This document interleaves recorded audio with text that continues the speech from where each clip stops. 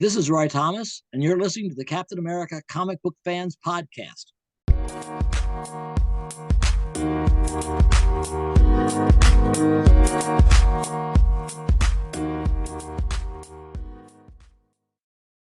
Привет, Cap fans. Welcome to another episode of the Captain America Comic Book Fans Podcast. This is episode 166. I'm your host, Rick Verbanis.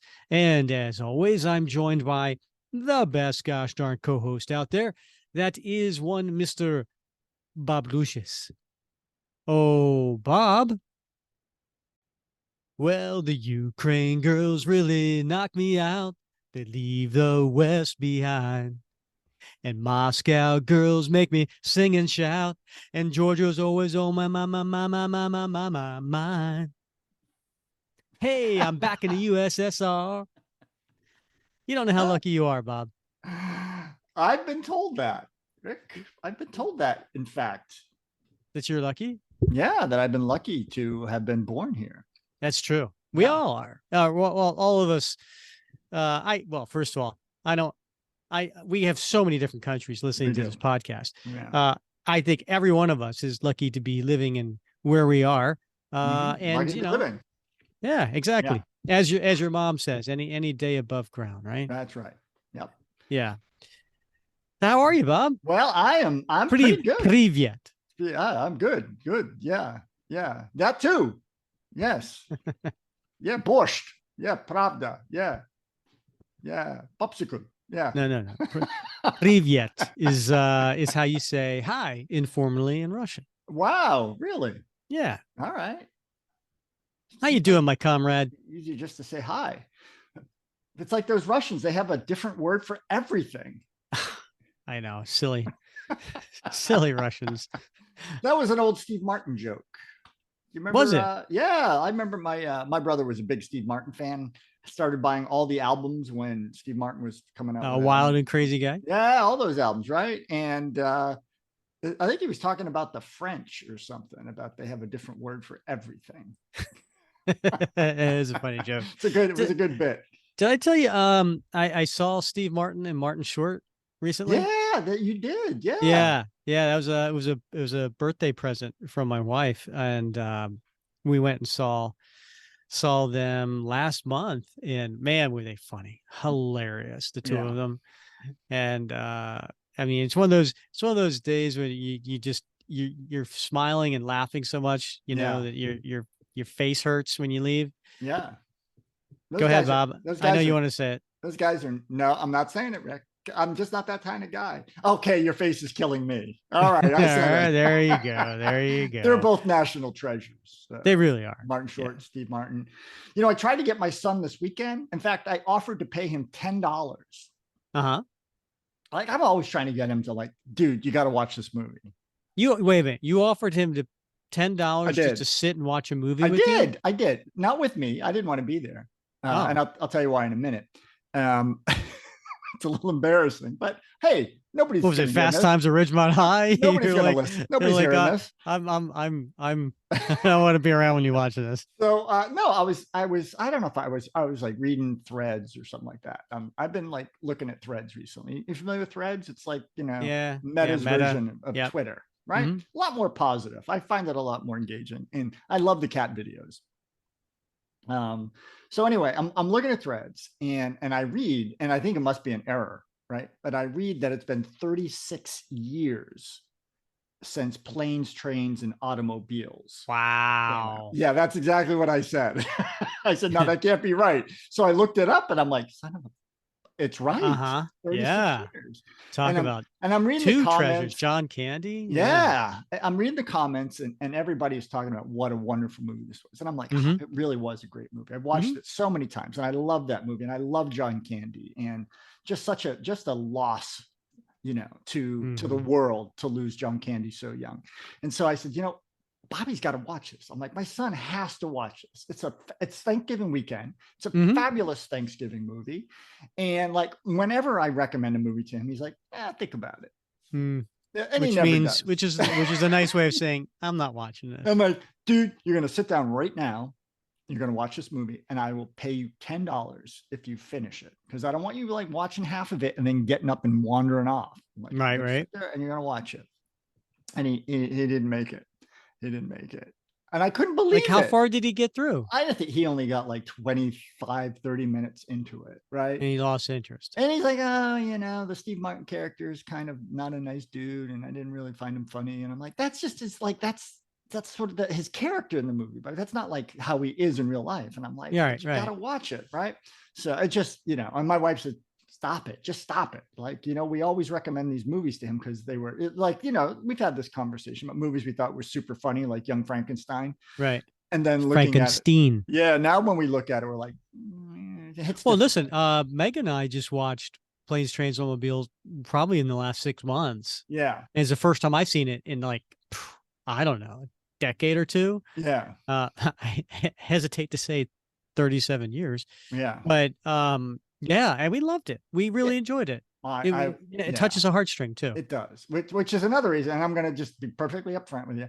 I wasn't going to sit down and watch it because I knew I'd bawl like a baby at the end, because I always do. Oh, yeah, and he always makes fun of me when I cry. So, so what does he say? How does he make fun of you? Oh, it was just, you know, he likes to razz me about. I'm a crier. My dad was a crier. I have a very, you know, the mirror neurons. Are you familiar with that research? I am not, but I have a feeling you're about to tell me. Yes, mirror neurons are it's a neurological mechanism that when you see emotion in someone else's face, you mirror it. Mm. You know, it's like an uncontrollable response. Why do you never smile at me then, Bob? Discipline. But like, so if I see somebody who is crying, I like my mirror neurons kick in and I empathize with them physically. So like, but they don't cry at the end, Bob. They don't, but that just gets me. That's a different reason. But what I'm saying is, like, I know I will tear up at particular moments in movies, and he just thinks that's the funniest thing in the world. Yeah. So, and I don't have a problem saying that. Like I said, no. Normally it's because it touches an emotion or something that is unresolved in our own selves, and so it brings up a memory, it brings up a feeling, it brings up something in ourselves, generally that we connect with. Sure. And that is powerful storytelling when you can connect with what you were reading, what you were watching, what you're listening to, and it evokes an emotion. So there's nothing, you're just human, man. Yeah. Great movie. Great movie. And that end scene, you know, and at the train station, just that's classic stuff, right? Yeah. So maybe when he gets older, he will appreciate the beauty of that movie. I hope so. I hope so. A lot of movies I'd like for him to appreciate, but all in time, like a fine wine. Absolutely. You know, speaking of the mirror reflex, Meg has the same thing with vomiting. So if she sees or hears someone vomiting, like she's like, oh, I can't I can't watch that. Right. I'm gonna take the tearing up. Yeah. You totally got the better end of the stick on that one. So Bob, what's new with you? Anything going on? There's so much going on, Rick. But we're a little frustrated around the Lucius homestead because my son's birthday is coming up. He's turning 14. Mm-hmm. And you know, it used to be easy, right? It used to be, my wife would say, hey, Bobby's birthday's coming up. You got this? And I'd be like, yep, good to go. And I'd go out and I'd spend all kinds of time thinking about like what special gifts we're going to give Bobby for his birthday. But now he's older, and like, now you're like, what do you want for your birthday? And he's like, I don't know. I'm like, well, do you want a party? Like, we could have maybe we could rent the clubhouse. We could have folks come over. You know, last year we had a DJ. They hated that. We could have cupcakes. I could go to Crumble Cookies. We could get cookies. You know, you could swim if it's not 50 degrees out like it is this week. But we can do that. And he's like, nah. I'm like, okay. So is there anything that you'd want? I can't really think of anything, which is basically the same answer I give my wife when she asks me. Just cash. Cash is good. Yeah. You know, cash is always appropriate. Yeah. You know, if you could just write off that 1,500, that would be really good. Right. Yeah. So, it's been like this struggle. So I even tried to get him to bite on a magician. My wife and I went out for our anniversary. They have laws against that in most states, Bob. Yeah, probably so. And it's understandable. But we went to dinner at like a local Italian restaurant, and it's the last place I expected to be accosted by a roving magician. But I saw him roving around, and I'm like, oh, it's like the mariachi bands. I'm always like, Yeah. please don't come No. to this table. Or the guy with the rose. Oh, right. Right. But the magician came up to our table, and then I was like, all right, here we go. And he's like, I'm Ernesto, I'm from Cuba, and I'm like, okay, let's, my wife is like, my wife loves magic. Okay. Loves it. If you pass by a magic shop, she is in there lickety split. Okay. She can't help herself. So when he came to the table, super excited. This guy was phenomenal. I could not believe how good he did. Like 3 tricks for us at our table, and it blew my mind. And did you tip him? Oh yeah, we tipped him. Yeah. And I got his business card, and I'm like, I got to hire this guy for something. I don't know what I'm going to hire this guy for, but I have to see this guy again because he was that good. Just a young kid, he was just so amazing. And now I believe in magic. So, yeah, I mean, after I came down, the first few tricks I was yelling, witchcraft. But then my wife said, no, it's just magic, dude. Settle down. They're just tricks. So when I realized that, then I was like, oh, this guy, he's going places. Anyway, long story short, my son does not want a magician. No. So let me tell you a little bit about my birthday / magician thing that did not go very well. So back, this was probably about, I want to say 8 years. This was 8 years ago. And my daughter was turning 9. Okay. And so she had like 2 friends over, and we did like a little party for her. And I, at the time, was working at this toy manufacturing company, and they had, you name it, a million different types of toys, board games. But one of the things they had was these magician kits, and you could like watch, like they came with like videos of how to do things. So they have the props, you'd watch the videos, you would practice them. So I decided I was going to do the magic tricks for my daughter and her 2 friends. Oh my. Yeah. So I get on a suit, I dress up, I have my little table stand with these 3 girls, and I'm doing some of these magic tricks. And I don't know if you remember the age of 9, but 9-year-old girls aren't really nice. And I got made fun of. I got, not by my daughter, but her 2 friends, and one in particular. And they were like, that's not how you do it. And they would like go over and like, try to like upstage me. It was, wow. and my wife and my son were there, and they were recording it. And my son, who I guess at the time was 15, and he was just like, Dad, you're like the best dad in the world to put up with these girls. Like, I can't believe you did that, and but anyway, at least you're not doing that, Bob. No, but I would love to see that video. Yeah, I know, right? A man of many talents, folks. Speaking of birthdays, Bob, there are some birthdays for comic creators, some to do with Captain America. Whose birthday was just a couple of days ago, on December 11th, was John Buscema, Sal's older brother, who is the artist for the comic we're covering today. So we'll get to that in a little bit. Yeah. And then this week, Bob, we got a couple of cool creators. On the 14th, tomorrow, if you're listening when this comes out, John Cassidy has a birthday on December 14th. Now, John was the artist for Volume 4, like the first 6 issues, and he did some covers after that as well. He was known for his ultra detailed, scaling on Captain America's uniform. An amazing artist.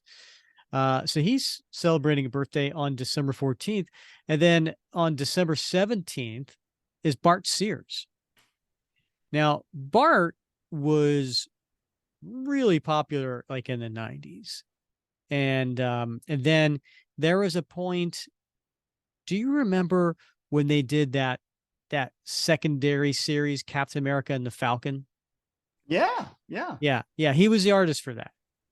And okay. Yeah, with that's right. Christopher Priest was the writer. Yeah. And yeah, he was the artist. So anyway, happy birthday, John. Happy birthday, Bart. Hope you have a good one. It's funny when you said John Cassidy, immediately I started thinking of Sean Cassidy. Oh yeah? What song came to head? A do run, run, run, a do run. Yeah, I remember. Nice. Yeah, Sean Cassidy was the Hardy Boys, right? Yeah. For a while, my sisters were really into Sean Cassidy. They had Sean Cassidy posters up on the wall. Oh yeah, big time. Yeah, my sisters were into that too. Yeah. Were you into Nancy Drew? I was not. I think I was still too young when Nancy Drew and the Hardy Boys. I wasn't into the Chickies at that time. Yeah. It was a few years later, Buck Rogers and Wilma. Ooh. Yeah, Yeah, we've had this conversation. Yeah, little Aaron Gray action. Yeah, she might have been my first crush. Oh well chosen. Why, thank you. So one more thing, Bob, before we get into today's story, we got the holidays coming up, and so one of the things, do you like to host or do you like to go during the holidays? Oh, I definitely like to go so I can leave. That's right. Yeah, because when you host, it's a little harder. You're stuck. Yeah, it's a little harder to leave. If you could have any Captain America comic book creator over for the holidays, who would it be, and what would you serve them? Wow. That's a tough question, Rick. I got to think on that one. Well, good, because I think that's going to be our topic next week. Ooh. It's our 3rd year anniversary of doing this podcast, Bob. You and me knocking this out for 3 years now, and we usually do some sort of holiday theme. We've done Captain America, best Captain America related and worst Captain America related gifts. The first year, I think the second year we did what would be your dream Captain America gift if you could get anything. Let's do this one. How about we do, if you could have any Captain America creator, past, present, living, dead, doesn't matter, over for the holidays, who would it be and what would you serve them? Wow. That's 2 very different questions. It is. Yeah. I think it's going to be fun to get a little combo answer there. Right. Yeah. Let's get our listeners to think it out. So you send us an email. You could send it at capcomicfans@gmail.com, or you can call in to the show, leave a message. There's a link in the show notes how you can do that. Always love hearing people's messages. That's fun. And then, or you could just, reach out to us on Facebook, and in the Facebook group, we'll post something there and we'll ask people's questions, or you can just, you can ping me on Messenger. Any of those ways will work. And then we would love to share them here on next week's episode.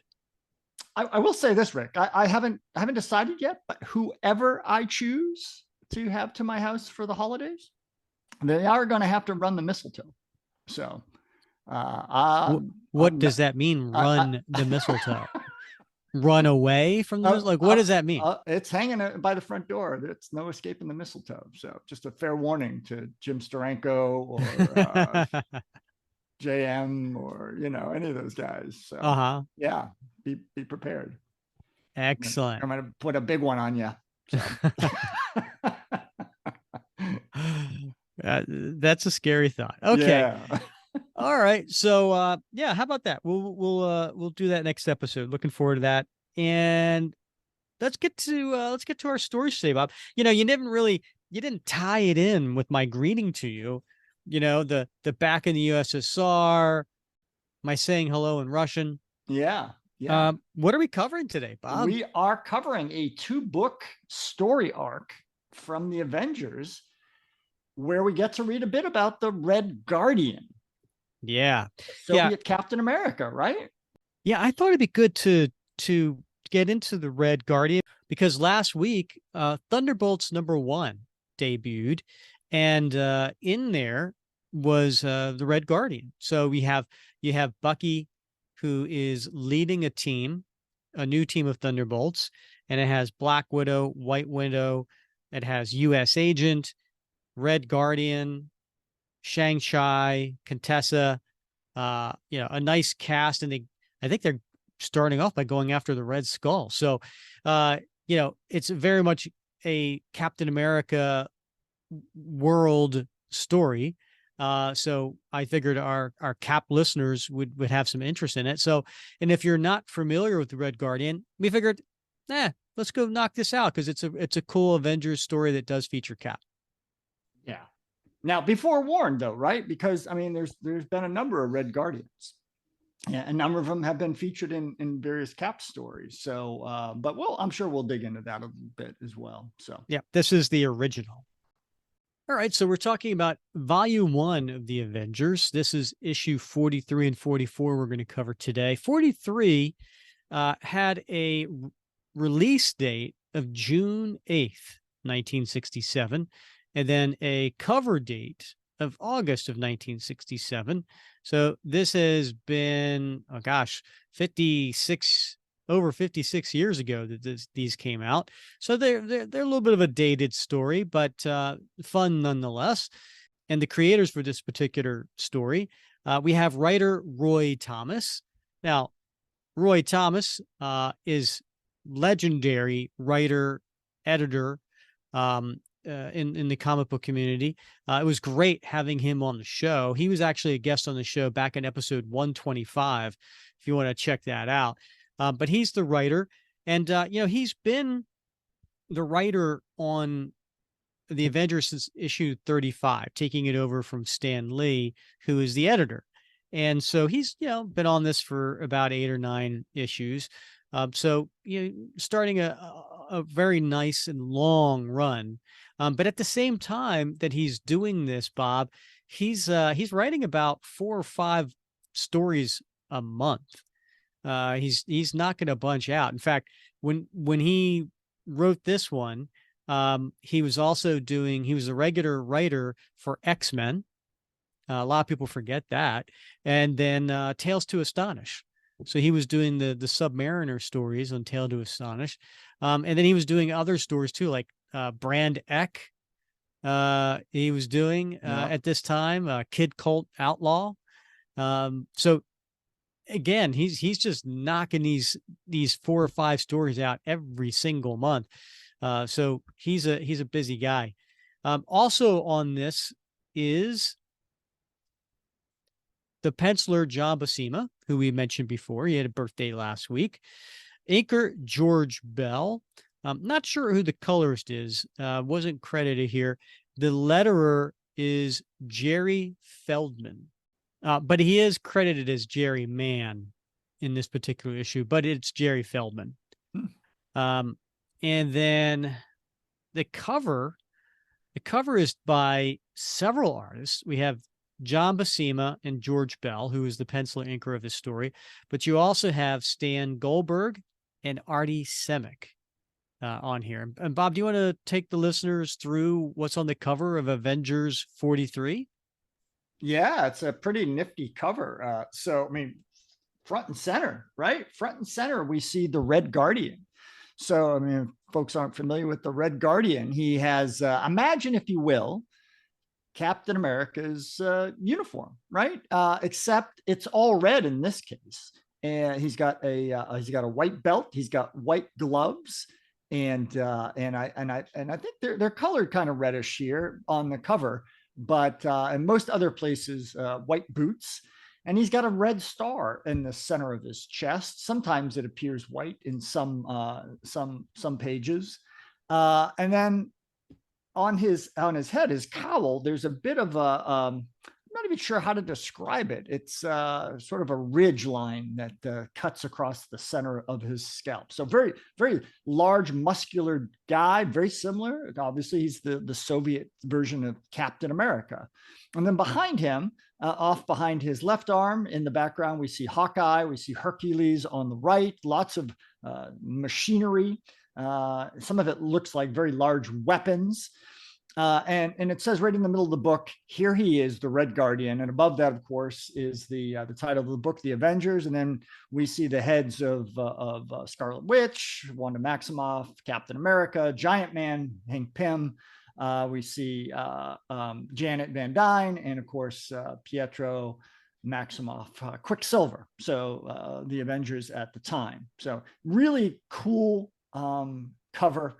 Love that look of the Red Guardian. He looks like he could go toe to toe with Cap, and maybe we'll see him do just that in this book.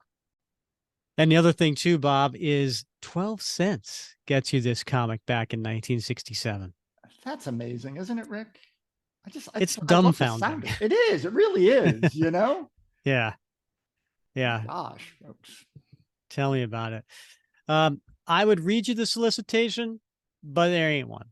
So I don't have what was sent back then. So let's just get to the front page. The opening splash, and it's a title splash. And just for those who maybe aren't familiar with those terms, a splash means it's one panel or it's a large panel.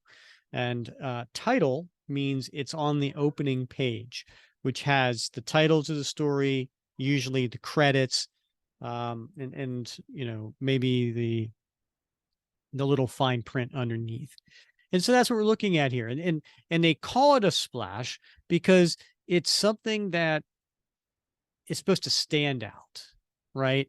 It's supposed to grab the reader's attention. Now, the cover is the ultimate way to pull a reader in. That's the job of a cover, right? Is to get you to pick it up and to look. Then when you open it up and you see the opening splash, that there is supposed to grab your attention and continue to pull you in. And sure enough, this one's grabbing your attention because who do you see? You see Captain America and Hawkeye of the Avengers, but you see Quicksilver wearing his green costume with the white little lightning bolt across his chest, and he is not really racing. It's his feet are off the ground, which is unusual, and he's got Hawkeye's bow in one hand and Captain America's shield in the other. And so if just the visual itself would be like, what's going on here? And you want to know more. Indeed, I do want to know more, Rick. And the title to this one is, Bob, color him the Red Guardian. The impossible has occurred. For the 48 hours that have elapsed since the defeat of Diablo, peace and quiet have reigned supreme at Avengers Mansion. Then, just as Cap and Hawkeye returned from a nocturnal excursion, I almost read that. I almost read that wrong. And then we cut to the dialogue, and it's Quicksilver. Heads up, my fellow Avengers. What in Comet Fast Creep grabbed the bow right out of my hands? I shall hang up these heavy weapons for you if you don't mind. Hold it, Hawkeye. Don't you see what's happened? Quicksilver has learned how to fly. What? And, you know, it's always interesting how Marvel likes to, back in this day, put the credits up, right? They add some nicknames to the creators. They add some exposition here. So this one says, Stan Lee elatedly edits and extols a Roy Thomas and John Buscema powerhouse piece de resistance. Inked by George Bell, lettered by Jerry Mann. And if you can think of a better place on this page to print our cavorting credits, consider yourself no prize. Why do you think they wrote that? Well, I don't know, Rick. Why do you think? It's a pretty busy page. It is a busy page, and that's about the only free space. So that's probably why, I guess. Yeah. Yeah, there's a lot of machinery behind. So while this is John Buscema, you can tell he's got a little bit of influence of Jack Kirby, right? There seems to be a lot of machinery. Next page, and as the shield and bow are swiftly put away, Scarlet Witch says, "How did you gain this new power, my brother?" "Allow me to explain, Wanda. But first, I must wrest the attention of Hercules from his precious Iliad." And he grabs a book out of Hercules, who was just sitting there minding his own, reading. I like this not, Fleet One. Uh-oh, Pietro is playing with fire. An Olympian god isn't going to care much for being baited by a mere mortal. I better see if I can quench Pietro's exuberance before Hercules beats me to it. Rein up, son. This is Captain America talking. As always, I shall honor your wishes, Steve Rogers, after I demonstrate how easily I can now elude you. And he just kind of like flies around him. Missed. Not only can he fly, he's also faster than he used to be. But I'll be ready for him on the next pass, and it'll be a different story. However, there is destined to be no second pass, for Quicksilver stops. I fear I must apologize, Avengers. In my elation, I forgot that others might resent being buffeted about. Yeah? Come here, let me remind you, Whitey. Simmer down, partner. You've been known to act a bit juvenile yourself. Juvenile? Yes, I suppose I was. Yet if you had been I a few minutes ago, testing your velocity against that of a hurtling bullet, suddenly I found that by vibrating my legs at top speed, I could fly for short distances. You know, Twinkle Toes, I liked you better when you were the Silent Sam type. I suppose I am somewhat excited. Still, you must understand. Don't mind my bow-slinging buddy, Pietro. He's not nearly as cantankerous as he sounds. Now, everybody assemble in the meeting room. Hawk and I have something to... You presume too far, Captain America. Huh? What's eating you, Hercules? Seek not to perplex me with thine overblown vernacular. I would know why I, the son of Zeus, should cringe at the words of such as thee. And he stands up and pounds his chest. I've been half expecting this. Hercules is far too proud to take orders from any mortal, let alone one with no superpowers. As a matter of fact, I wasn't even talking to you, mister, since you're not truly an Avenger. But as long as you asked... Have at thee, star-clad swain. When next thou dost awaken, thou shalt have learned a lesson most memorable. And he charges at Cap. And then there's Hawkeye thinking to himself, and I thought I was hot-headed. That bewhiskered wonder doesn't respect anybody until he's had a go at him. What chance does Cap have against a god? I'll grab my bow and stand by to give him a hand. Yet, within a matter of action-studded moments, Captain America proves that he needs no help. Sorry, Herc, but you telegraphed that lunge a mile. Let's see now. I seem to recall that you were going to teach me something. And by Zeus I shall, if that wilt but stand and fight. He's right. My one hope is to keep dodging. When that fails, I've had it.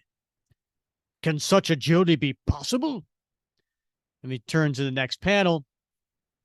The next instant, with no prior warning, Hold, mortal! Thou hast proven thy courage, thine inestimable skill. From this day forth, the Prince of Power shall call thee friend. That's fine by me, Hercules. I'd rather have you with me than against me. What? The doorbell? And yet, it's not the doorbell, Bob. What's the sound effect? And then Hawkeye goes to go to this door. Now, when he opens the door, do you see what it says on the door? It's OSHA required. Yeah. Caution: do not pass beyond this point. But here we are. I'm assuming they're at the Avengers mansion, right?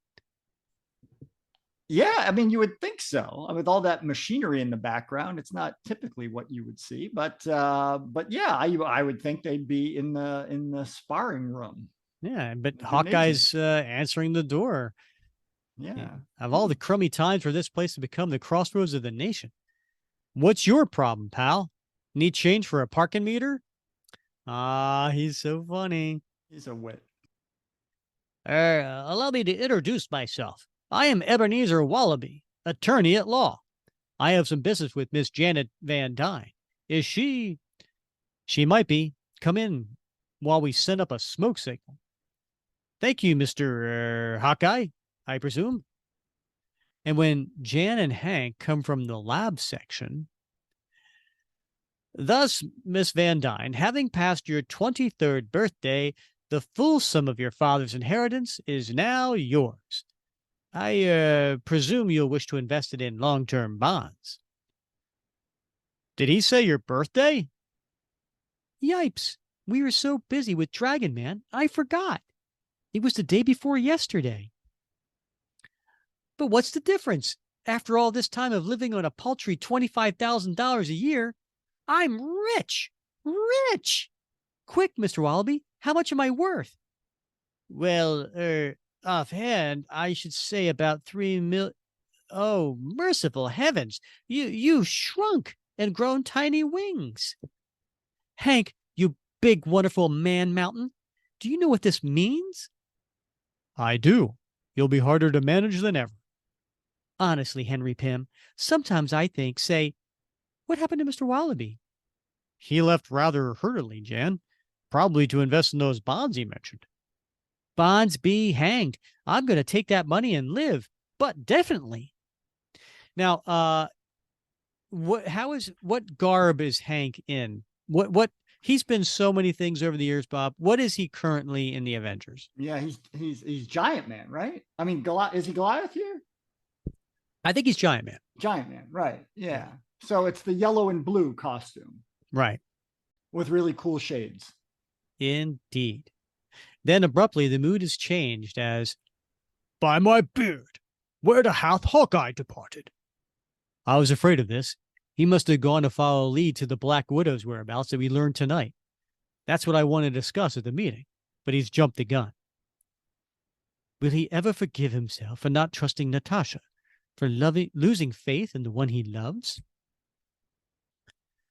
We cut to the next panel, and there's Clint Barton, aka Hawkeye, in a trench coat with his mask off, and he put his bow and arrows outside of a bar that he's going in. For an answer to Wanda's query, let us observe Hawkeye shortly thereafter on the Lower East Side. I hope the others won't mind me cutting out on like that, but there are some things a man's got to do alone. Even my bow and arrow won't help me. What? What? I just said, yeah, I'll say. Absolutely. Even my bow and arrow won't help me on this caper. Moments later, the disguised archer enters a cheap, sleazy bar, which seems to torment him with memories of his own days outside the law. Oh, Bob, take a look at the poster on the wall. What's it say? It looks like it's a boxing match. It is. It's Slammer Sauron versus Freddy Frodo. That little nod to Lord of the Rings? Yeah, that's right. Huh. That's pretty cool.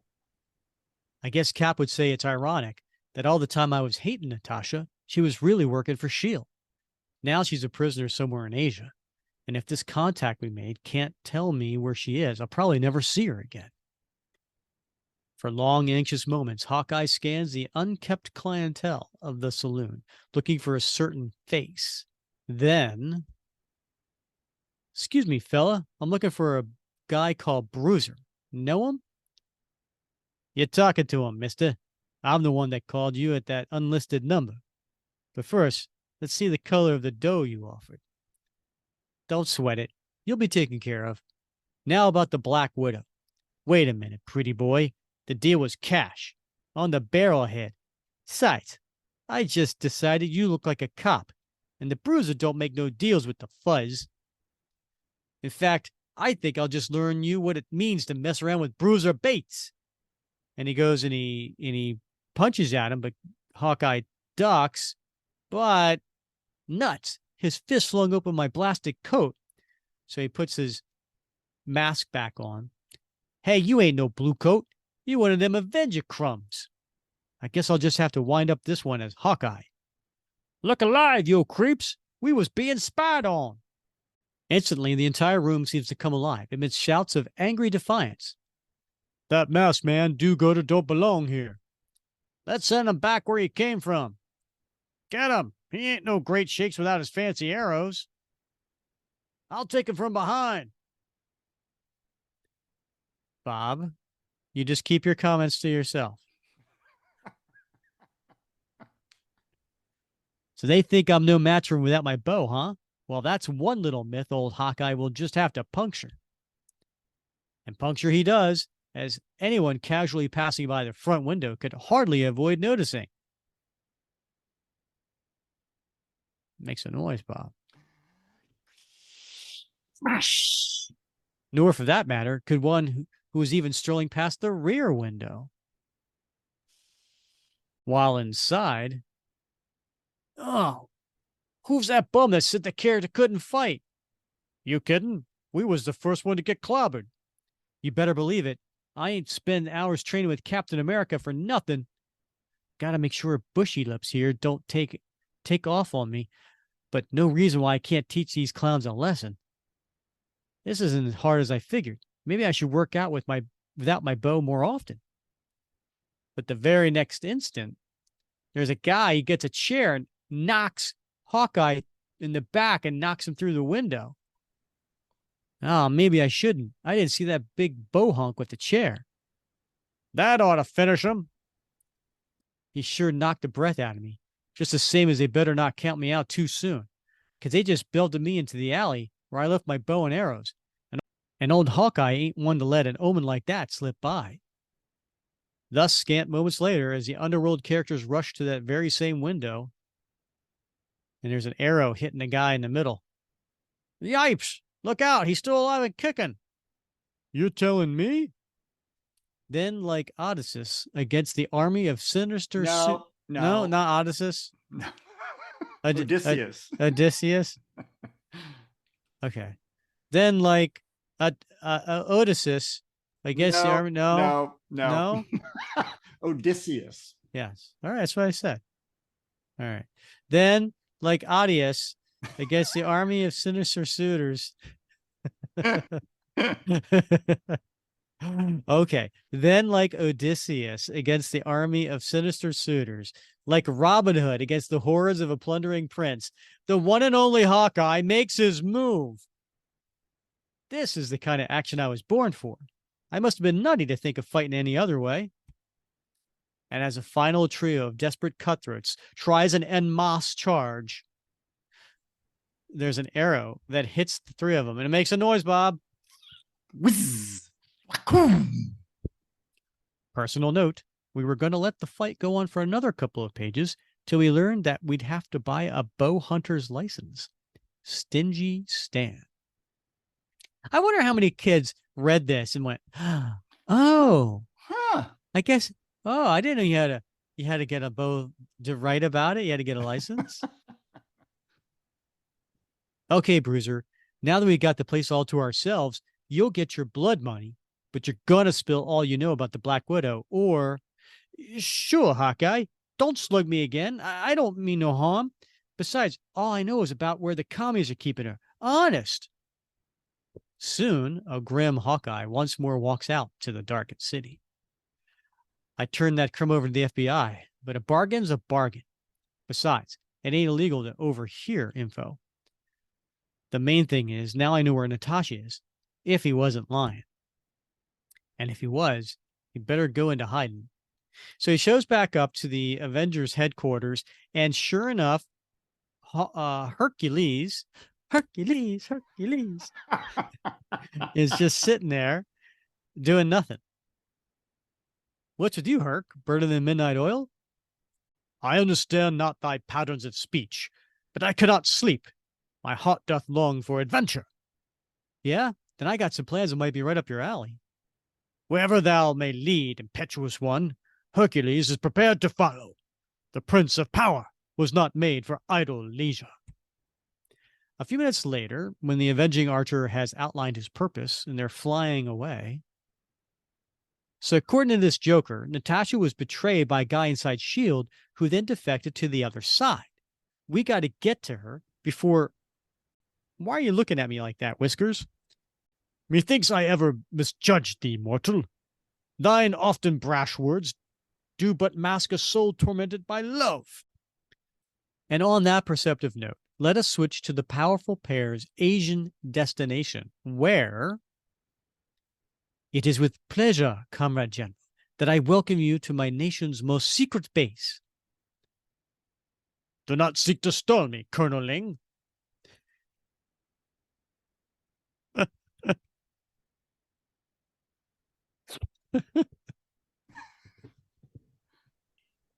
Colonel Ling.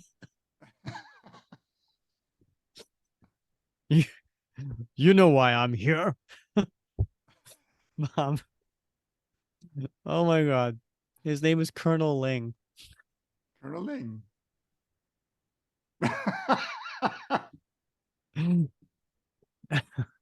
All right. You need to Google Saturday Night Live and just Google Saturday Night Live Colonel Angus. Oh, I know that. I know that skit. Yes. That is hilarious. It's a classic. Yes. So this is Colonel Ling. I wonder if Roy was having a little fun here. So we have this Asian colonel. He's bald, got a little bit of that, you know, Mu Fan Shu mustache. What do you call that? I'm getting it totally wrong. The Colonel Ling's mustache, the Fu Manchu. Fu Manchu. Yeah. Thank you. This is what I say. Fu Manchu. I don't know. So he's standing over a seated Russian general with a big bushy beard and the Russian, military cap, and he's there in his trench coat and his gloves, holding a cigarette in a very peculiar way. But you can see that he has power because he's the one who is seated, whereas the other one is standing. Do not seek to stall me, Colonel Ling. You know why I'm here. Aye, you wish to see the dread Psychotron, our new invention that will soon bring the decadent democracies to their knees. But first, I would have you meet the one who acts as sentinel for that mightiest of weapons. I would have you meet the Red Guardian. Suddenly, a jet-black curtain is flung back to reveal a massive, yet strangely lithe form. Behold, comrade, the People's Republic presents its counterpart of the accursed Captain America. Though born in your country, he is now our foremost defender, the invincible Red Guardian. What nonsense is this? I see before me a man in a gaudy costume. Nothing more. And what kind of costume he's wearing, Bob? Well, as I described on the cover, Rick, it's I wasn't listening. It's very similar to what we think Captain America would wear. Skin tight, bodysuit with a red star in this case on the chest, and similar sorts of we call them buccaneer boots. But in this case, they're white, similar sorts of gloves, in this case, white, and a white belt as well. And then he's got the similar cowl, in this case, all red, with sort of an odd ridge that cuts across the center of his scalp. Yeah, it's almost like a little fin. Yeah, that's it. Similar to like a Captain Marvel. Yeah. Yeah. Ah. You would require a demonstration of our hero's prowess. It shall be done. Prove your worth, loyal one. He shall have his proof. I vow it. Bah! I have heard such vows before in Poland, in Finland, even in devastated Hungary. It would take more than a mere oath to impress General Brusov. The next second, what deviltry is this? Fool, what have you done? Comrade General is falling. If he is hurt, it could mean war between our nations. So he had thrown this disc at the general, knocking him off his chair into the air. I am merely demonstrating my skill by hurling my see, it's a problem with the hyphen, Bob. It's magnet hyphen Italy. Hurling my magnetically controlled emblem. But do not fear, he shall not be harmed. By the dragon gods of my ancestors, you caught him in midair with speed greater than even I dreamed. I hoped you would be pleased, Colonel Ling.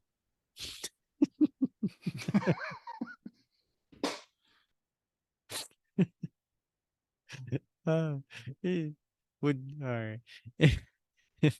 If I am to accomplish my purpose by destroying Captain America, I must surpass him in every way. My apologies for such a graphic display, Comrade General.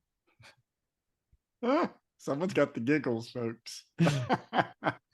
Your apologies are needless, as indeed your strength matches your swiftness. Then, without warning, other sinister figures enter the chamber. And how would you describe how they're all dressed, Bob? Well, they all look like they're garbed for winter warfare. That's good. Yeah. Yeah. So, I mean, they've got these white, like white camouflage suits on, and they also look, they've got scuba gear on for some strange reason. So they have masks with, looks like scuba hoses attached to them, and some very large Kirby-esque weapons in their hands.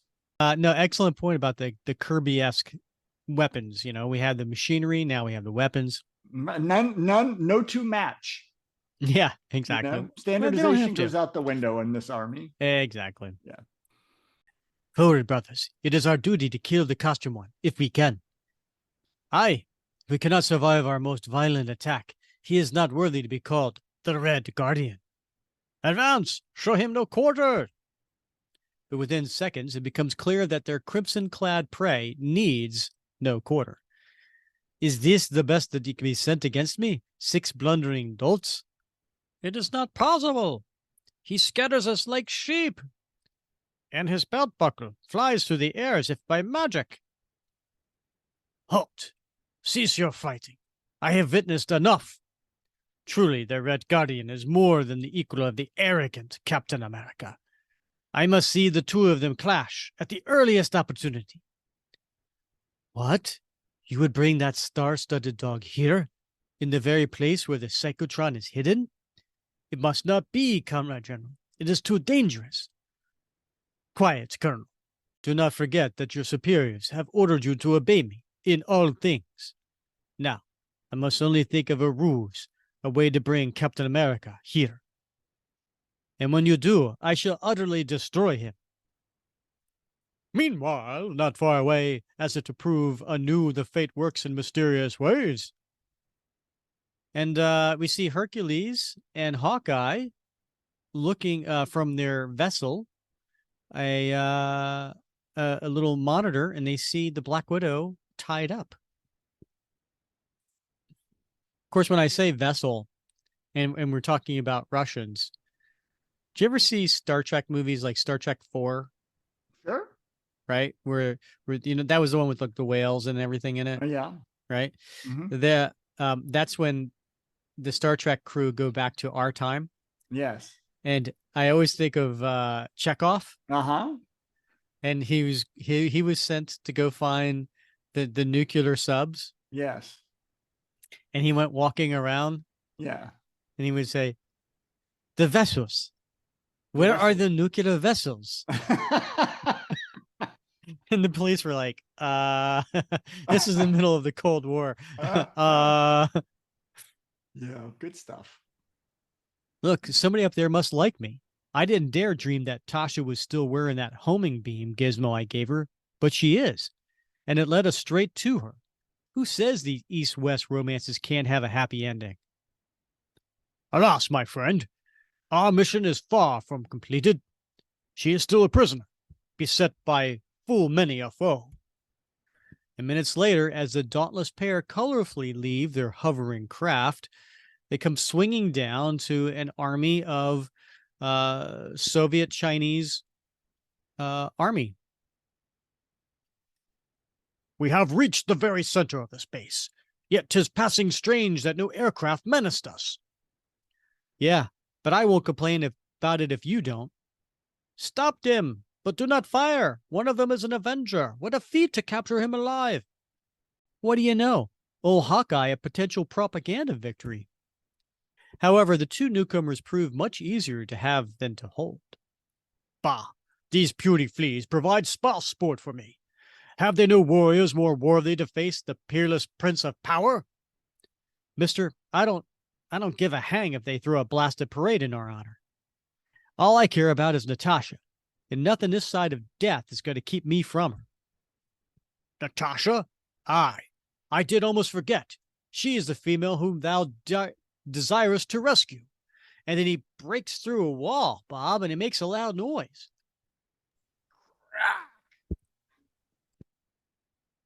"'Tis likely that she be in yon structure, beyond these stony walls. If so, by the bawdy brawls of Dionysus,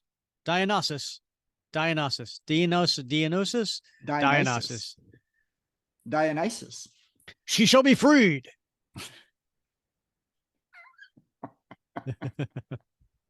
But as Hercules and Hawkeye plunged through the mammoth opening, "We dare show them mercy no longer. Surrender, or you will force us to kill you." And they were holding flamethrowers, Bob. "Since the time of Prometheus, mortals have ever played with searing fire. Yet now, by the gods, I shall..." "You'll nothing, Muscles. I can't let those bulging biceps of yours steal the whole show. This one is on Hawkeye. Or had you forgot I was along?" And he fires an arrow at them. "Ha! Even the far-darting Apollo himself have no shafts like thine." I bet. Remind me to open up a novelty shop in Olympus sometime. "The swine mock us, while us an arrow binds us like sheaves." Sheaves. What's a sheave? It's like when you harvest like wheat or like grass. Yeah, sure. And they wrap them into like those bundles. That's a sheath. Those are sheaves. Yeah. I've heard of a sheath, but I haven't heard of a sheave. Sheaf is the singular. Yeah. "But we shall still prevail, for the Red Guardian comes." The Red Guardian? What in blue blazes is, ow! And he gets hit in the head. Makes a loud noise. "A sound question, Avenger. When I have disposed of your lumbering comrade, I shall awaken you to give you the dreaded answer."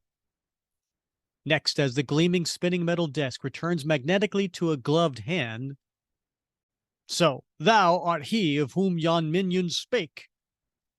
Spake? Is that a word? It is. S-P-A-K-E? Not anymore, but it was, yeah. "That I am intruder, and you are Hercules, that blustering liar who claims to be an Olympian god." "What? Dost thou dare doubt the word of the Prince of Power? Then let my shuddering fist proclaim thy folly of thine unbelief." "Wonder beyond wonders! Thou dost elude my mightiest blow." "Fool, did you think that the Red Guardian was created only to fall in his first pitched battle? Truly, my belt emblem and strength would be useless against Hercules. I must use my wits and my speed." "Stand ye still but a moment, mortal, and I shall put an end to thy intemperate boasting." And he tears off this machinery off the wall. "No blundering lackey who serves the accursed Captain America shall defeat me." "I serve no man, insolent one, but Captain America, like Hawkeye, is my friend. In sooth, if thou wert not evil, That wouldst be very like the Star-Spangled Avenger. You are blind, buffoon, or you would see that I am, in every way, his superior. But I have wasted enough time on such a muscle-bound dolt. I have more important matters to consider, and through this door lies my simplest escape route. Thy glib tongue doth but hide thy base cowardice. By my beard, I shall overtake thee, if I must pursue thee till the heavens do crumble. And Red Guardian goes through this doorway, which leads into a dark room, and Hercules follows him. However, as the son of Zeus rushes after his masked prey, ha! I pity your intelligence is not the equal of your brawn, Hercules. Eh? I hear the voice of my foe behind me. His seeming fear was merely a ruse to lure me into this darkened chamber.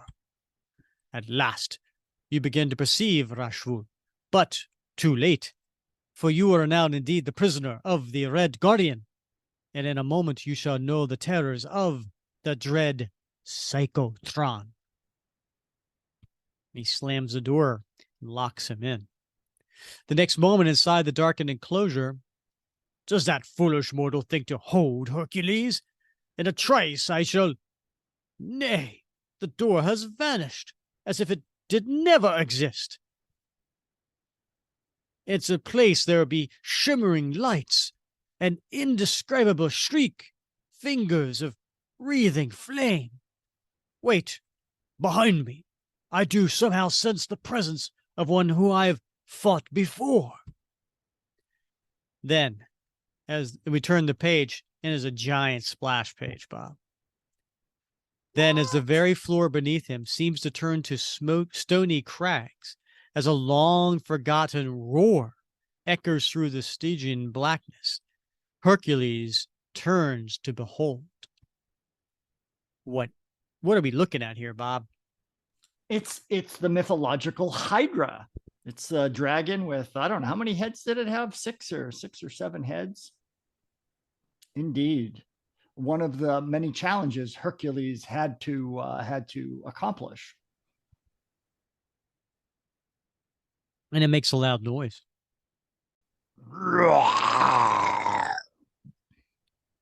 The many-headed Hydra, that most fearsome of ancient beasts, whose heads do grow anew as fast as they are destroyed. And there's a little side note here, Bob. What is it? Sure. That's where we got the idea for Nick's Fury perennial sparring partners in Strange Tales. You think we make all these nutty names up ourselves? Straightforward, Stan. There you go.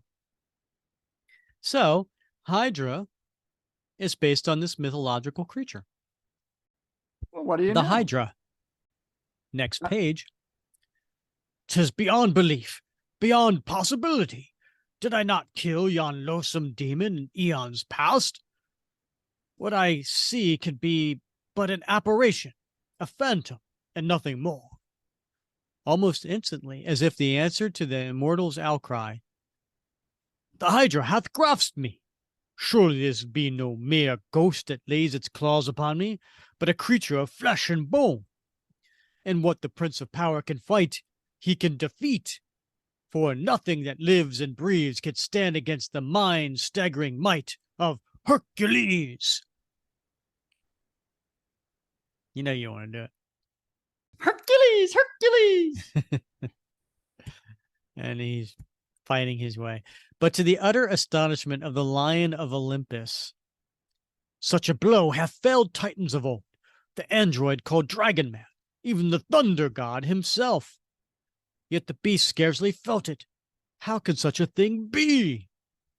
Alas, this seems hardly the time to explain to Hercules the supreme psychedelic powers of the dread Psychotron, whose images are as real and palpable as the mind of its intended victim. Perhaps even more so. By the cloven hooves of pain, I am hurled about like the veriest feather. But to buffet the son of Zeus is not to defeat him. So he picks up this giant boulder. Now, the bludgeoning beast, thou craven eater of carrion, feel thou anew the thundering fury of Hercules. and he throws the boulder, and it makes a huge noise, Bob. Boom. Yet, even as the sound of shattering stone resounds through the chamber, it scarcely falters in its attack. Is Hercules the victim of madness, or some evil spawned of mankind's demoniacal science? No matter, for the Prince of Power fights on, through it be for all eternity. And in fact, that is how long it would take to defeat the sinister specters of the Psychotron. While separated from the frightening phantasmagoria by a mere metal door, and yet by all infinity itself, we see the Red Guardian over an unconscious Hawkeye. Ah, the one called Hawkeye is still unconscious. If Captain America has no more stamina than his friend, my future victory is assured. Then suddenly, Hawkeye kicks him in the face. Smack. Sonny, the only thing you're assured is a swift kick in the chops. Now that I'm all through playing possum, supposing you tell me where you crumbs are hiding the Black Widow. Black Widow? What is that infernal lying female to you, Avenger? I love her, if you gotta know. So if you know where she is, spit it out fast, while you're still got all your teeth. You love her? Love that tiresome tool of the decadent democracies? That is the ultimate, the supreme jest of all. Okay, wise guy, you've had it. We'll see how hard you're laughing when I'm through with you. But before the enraged Avenger can reach his foe, the Red Guardian hits him with his disc. Witless fool, if you had not lost your temper, as I had planned, you would have retrieved your bow. Instead, you stupidly chose to rush at me, giving me time to use my weapon. Long minutes later, the twice-felled archer awakens as a hostile voice fills his still rearing senses. Now, Bob, describe what we're looking at here. All right. Well, we've got the Red Guardian sitting on a three-legged stool with his back toward us. And in front of him, we see a number, 3 actually, of these look like human-sized glass canisters. And in one on the left, we see Natasha, the Black Widow. In the center one, we see Hawkeye rubbing his head. Apparently, he's just recently awoken. And the one on the right remains empty. Make yourselves comfortable, both of you. Soon, Captain America will arrive to keep you company. Oh, Hawkeye, my beloved, are you all right? I seem to hear Natasha, just like she was here. But I can't think, can hardly stand. Be thankful you are alive, you air-wielding dolt. Had I increased the power and speed of my belt emblem, you would never have opened your eyes again. Who are you? You seem so familiar, and yet... And the Red Guardian takes off his mask to the Black Widow. Perhaps, Black Widow, if I removed this cumbersome mask. You! All this time, all these years, I thought you were dead. Why have you returned to plague me now? As Hawkeye shakes off the last vestiges of grogginess, he hears... You are hostile, my darling Natasha, yet I remember when you felt quite otherwise. Tasha, you're really here? But the Red Guardian called you darling. What in Sam Hill's going on? Hawkeye, you've recovered. Thank heaven you are safe. Our guest asked you a question, my love. He deserves an answer, does he not? Yeah, like the man said, I want some answers. Oh, my darling, how can I ever hope to explain to you that the man you call the Red Guardian is my husband? Your husband? Then I guess you don't have to waste your breath explaining anything to me, lady. It couldn't make any difference now. You speak more truthfully than you know, Bowman, for soon both of you shall die. Yet first, it is our wish that you will witness the downfall of the great Captain America. You'll never live to see that day, creep. Maybe you managed to beat me, but Cap's the best there is. Perhaps he was, when given his powers by the primitive science of 25 years ago. That day is long past, as he shall soon discover. Now, that's interesting. So back in 1967, they didn't mind putting a date, how many years it's been since Cap has been Cap. Yeah, I guess it had only been, a handful of years since they had brought Cap back. So I guess they didn't foresee the difficulties of decades ahead of stories, Yeah, at right. that point. Yeah. And at that very second, fate seems to be allying itself to the sneering Red Guardian as we cut back to Captain America talking with Hank, who is now normal sized giant man in the Avengers headquarters. You're right, Steve. Hercules isn't in his room either. Still, Jarvis says he was here when Hawkeye returned, so they've flown the coop together and headed for the bamboo curtain. I dialed our secret code number on the Visi projector, and out popped this message from Hawkeye. He says that no matter what, we mustn't follow him. And blast him, the son of a gun is right. If all of us showed up behind the curtain, it might mean an international incident. The only sensible thing to do is let Hawkeye stew in his own juice. Okay, Hank, you know what to do. Check. I'll warm up an aero car for an immediate rescue mission. You know it, big man. Those clowns are going to be sorry they ever heard of the Avengers. And so, moments later, a famous awe-inspiring cry rings out, and we see Cap, we see Hank, we see Janet, we see Pietro, we see Scarlet Witch, and they all yell out, Avengers Assemble! We're bringing back Hawkeye, or we won't be coming back ourselves. Next dish, the Valiant also die. All right, Bob, we get to issue 44. What's on the cover? In this case, Rick, we have a extremely busy cover. We have Captain America and the Red Guardian at the center, battling it out. And then we see around them, of course, we see Hank Pym, Giant Man, we see the Wasp, we see Wanda and Pietro, and Hercules and Hawkeye all engaging, along with the Black Widow, with a number of what looks to be communist soldiers. In this case, potentially, they look like they might be Chinese communist soldiers. And then we see several of those strangely garbed folks. They look like prototype AIM agents.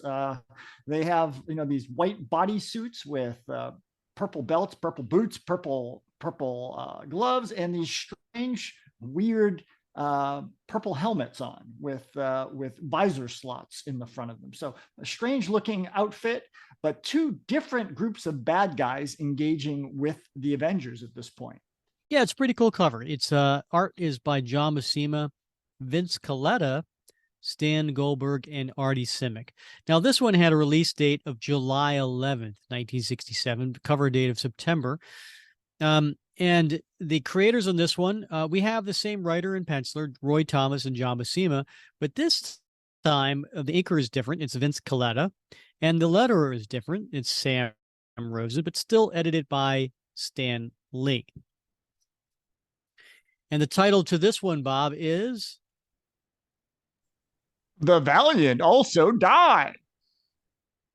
And so, talk about opening splash. Again, we go back to those two tubes that Hawkeye and Black Widow were stuck in, and the Red Guardian is outside taunting them. Ha! To think that one of the accursed Avengers should be captured in my very stronghold, lured here by his love for the Black Widow. What could better prove how superior to all Americans is the one they call the Red Guardian? And a hotsy Trotsky to you, you long-winded creep. Just let me out of this overgrown test tube for 5 minutes, and I'll ram all your slogans down that muscle-bound throat. Hawkeye, no, it'll do no good to bait him. It's no use. He seems hardly to see or hear me, since he learned that the Red Guardian is my husband. And then, Bob, we got a pretty interesting title splash page here because it has the credits in like a almost like a, what do you call those? Scroll. Scroll. Right? Thank you. Exactly. That's, it's a scroll. And it says E pluribus Marvel. That's Latin, Bob. Oh, okay. For Marvel. Uh-huh. And it says, be it hereby known to all true believers, because, that's what Marvel readers are, that the Titanic team of Stan Lee, editor, Roy Thomas, writer, and John Buscema, artist, have co-created yet another mind-bending modern masterpiece. Signed, Vince Coletta, inker, Sam Rosen, letterer. And then there's a little note, paper clipped to it. Okay, so we signed the thing already. Now can we have our paychecks, Vince and Sam? Clever. And as a mighty marvel, no prize to us for starting our tale without the usual space-hugging synopsis. The far-out phantasmagoria which follows can speak for itself.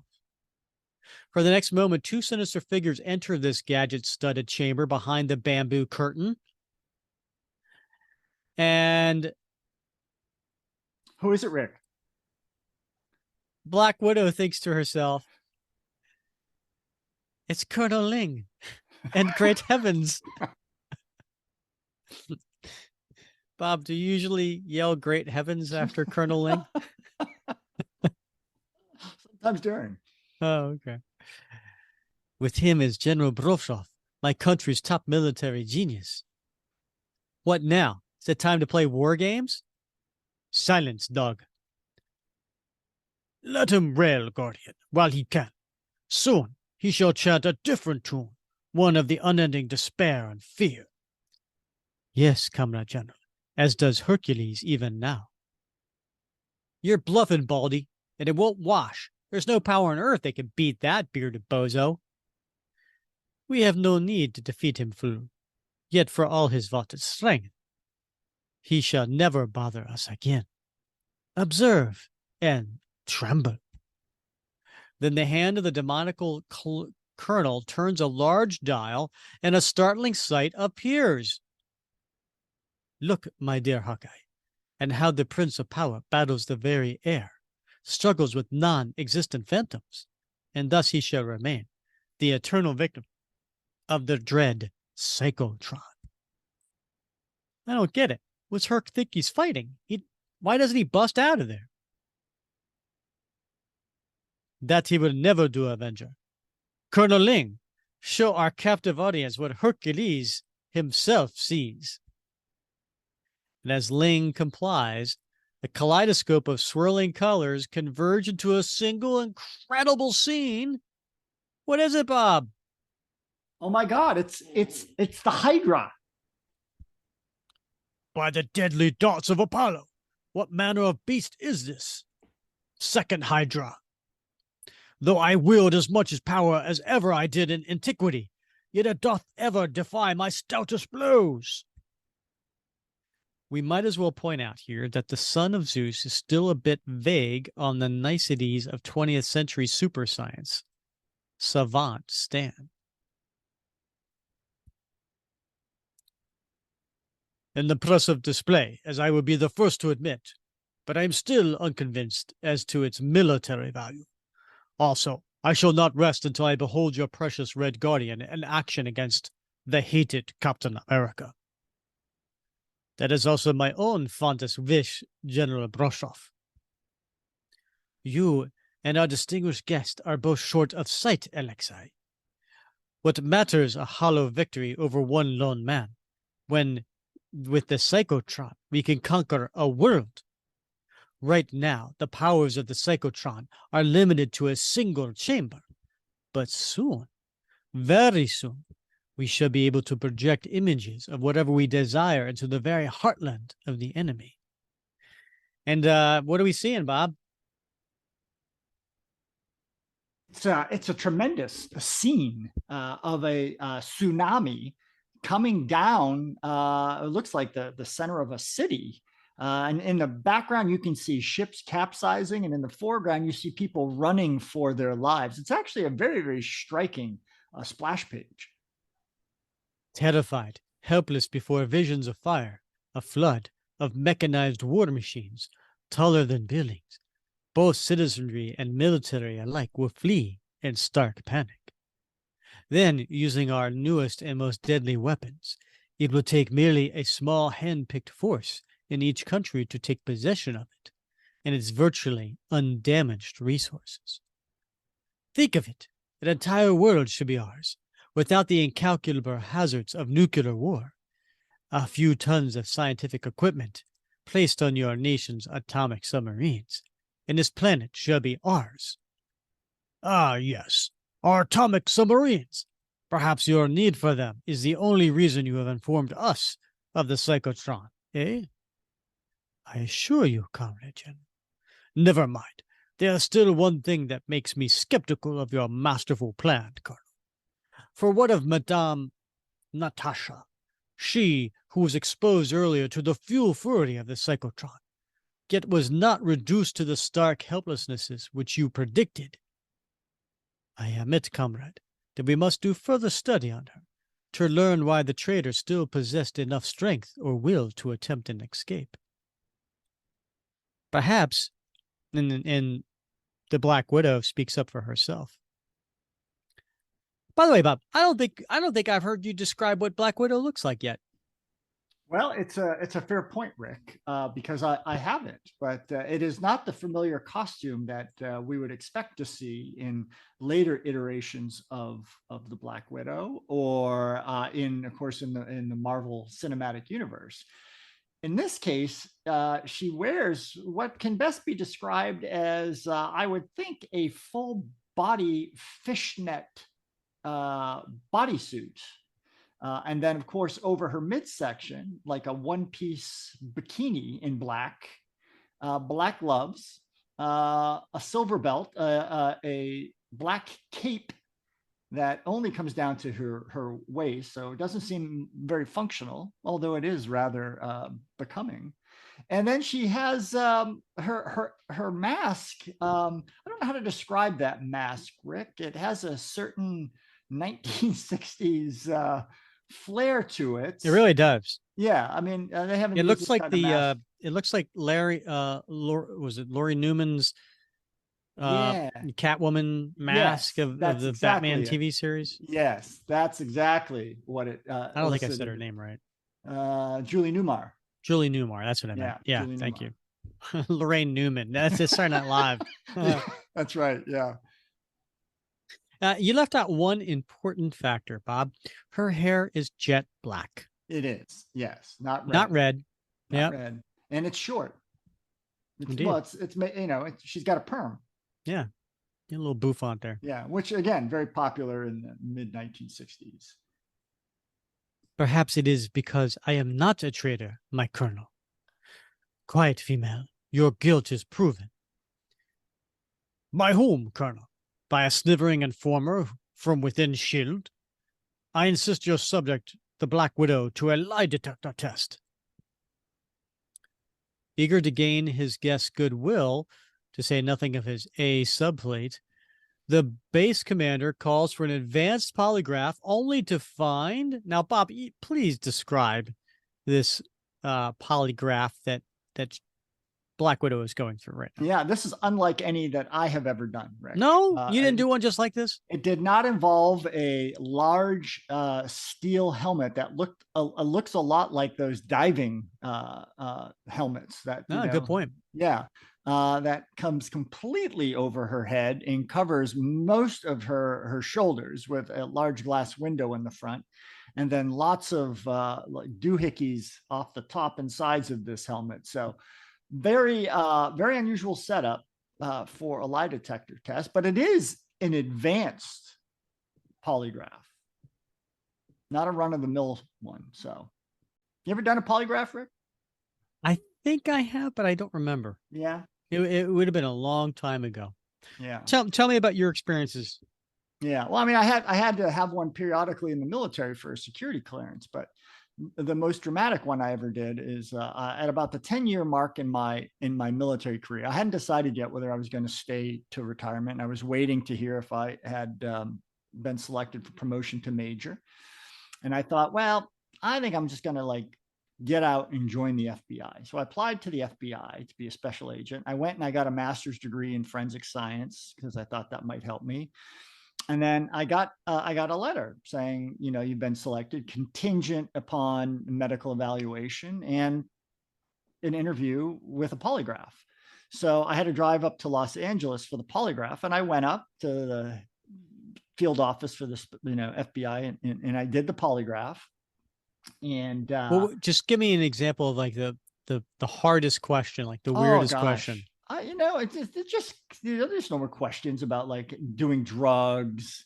I think at that time it might have been, you know, do you have anything in your personal life that could be used to blackmail you? There was a lot about your finances. There was a lot about, you know, are you a member, or are you sympathetic to like the John Birch Society, this ultra conservative right wing group? You know, are you you know, do you have communist sympathies? You know, just the standard types of questions, right? I mean, it wasn't anything bizarre.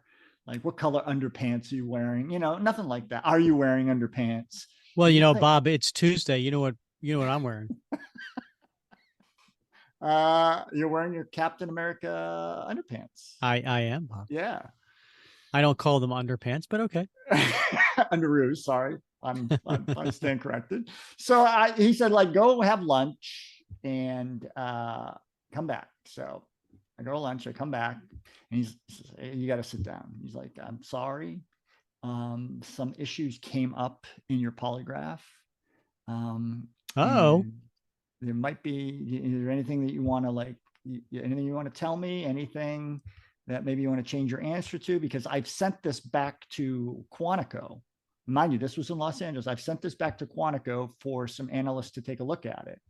And they're going to probably finish in a couple hours and get back their second reading of this. So if there's anything that you need to say, and I'm like, no, that's a total setup. I know, right? I'm like, no, come on. No, I'll just wait. So like, you know, he has me waiting out there for an hour, and then he comes down. He's like, okay, you're good. You know, that's totally part of the test. Of course it is, you know, but it was like so ham-fisted, you know. So yeah, so that was that. But then I didn't pass the physical, so that was all for nothing anyway. You didn't pass the physical? No, I had hearing loss. In fact, to get in the Marine Corps, I had to get a special waiver for surgery I had. I had blown out an eardrum, which is why I never got to go to West Point. I did not know. How'd you do that? How'd you blow it up? Well, I just had a lot of ear infections as a kid. I had a lot of ear surgery. You need to come up with a better story. Yeah, I know. Well, I have since, you know, joining the military, but in any case, I had to get a special waiver to go in the Marine Corps. And when I took the physical for the FBI, I just could not meet the bar for the hearing test. And so, yeah. That was that. All right. Well, speaking of a better story, let's get back to this one. Oh, yeah. So we've got the Black Widow underneath a deep sea diver helmet, and she's going through the polygraph. It is beyond belief. The machine says she speaks the truth when she denies being a traitor, that she is loyal to our nations. Have I not always claimed so? Then she must be freed. At once. Thus, scant moments later, and the Red Guardian's over there, and he's got his arm around her. Now, Colonel, perhaps you will wish to look at the American sub-plans I stole. I sensed from the start, my beloved Natasha, that you would never truly betray us, though I taunted you before. Now, once again, will I be happy to call you my wife. Very touching, but you mentioned submarine plans. We took them for her when she arrived, comrade. We were informed that they were obsolete, but now we shall examine them closely. All of us. Colonel Ling still does not fully trust me, but he will soon learn just how truly I spoke. Ah, What a team we shall make with our present powers, Natasha. The invincible Red Guardian and the beauteous Black Widow. My only regret will be I am denied the opportunity to prove myself in combat against Captain America. And as the incongruous foursome depart, we see Hawkeye thinking to himself, talk about being mixed up. I got myself captured because I thought Natasha was on our side. But now, no, I won't even think it. I've got to trust her. I've got to. Either way, though, it looks like curtains for Hawkeye. I just hope that the other Avengers stay out of this. But, unknown to the Archer, he is to be denied his fondest wish as the Red Guardian to receive his for... We see an Avengers, not a Quinjet, but some sort of craft that is flying closer to the base. Well, that must be the place, Cap, at least according to our instruments. But Hawkeye didn't want us to follow him. So why did he activate the homing signal that led us here? Maybe it was Hercules who did it, Hank. Jan could be right, Goliath. Yet somehow, oh well, we'll worry about such academic points later. Right now, I'm taking the supersonic kitty car in for a landing. Oh, so it is Goliath, not Giant Man. Yeah, well, there you have it. Yeah. But, you know, that was such a difficult mix-up between the two, right? Yeah, there's really firm demarcation between the two. Yeah. Then, with flawless precision, Steve Rogers guides the aero car down into the center of the futuristic complex. Whoever built this base is bound to be aware of us by radar, so no use wasting time with a sneak attack. Just the same, I wonder why they let us land in the first place. Yet, if the one called Goliath could only peer momentarily beneath the very spot in which he stands, he would soon have his answer. Bob, please describe this panel. All right. Well, it looks like you would see in a submarine, an underwater western. So you've got a guy in the foreground. He's on what appears to be a periscope. And then you see like a jam-packed room of machinery with some additional personnel in the background. But I mean, everything is just jammed in there. It's a very uncomfortable work situation. And I can't help but think unsafe. Very, very Kirby-esque, right? Yeah. Oh, indeed. Indeed. And the guy in the back, he's got a mask on. I swear, maybe it's the color, but he looks like what do they call the wizard? Not the wizard. Who's the tornado guy? The Avengers foe that he right? He's got on this like cement like helmet. Yeah. And then he twirls fast like tornado or wizard or I can't remember who that is. Yeah, I don't know. But this guy, he reminds me of the guy from Alien. Really? Remember, like, when they get on the Nostromo, the Nostromo lands, they get on, they find the alien ship and there's that like skeletal thing of the pilot. Oh, sure, yeah. Man. Yeah, in that big like yeah. H.R. Geiger illustration. He looks like, I don't know what he's sitting in. Is it like a huge gun or something? I mean, what is that? Yeah, it looks like it. Yeah. The blaster cannon is with readiness. And our visitors are indeed the mighty Avengers, as our colonel predicted. Begin the attack now! The next instant, and this pops up out of nowhere, out of the ground. That section of the service is opening, powered by some mammoth mechanism. It's just as we expected. We've walked into some sort of trap. But when those caught in the trap are Avengers, the hunters have a way of becoming the hunted. Wait, something's rising from below. Look out. It's some kind of fantastic lethal cannon. Get back if you value your lives. That is a corny statement, Roy. What are you thinking there? I can see him saying, get back. Yeah. But if you value your lives? Get back if your insurance isn't paid up.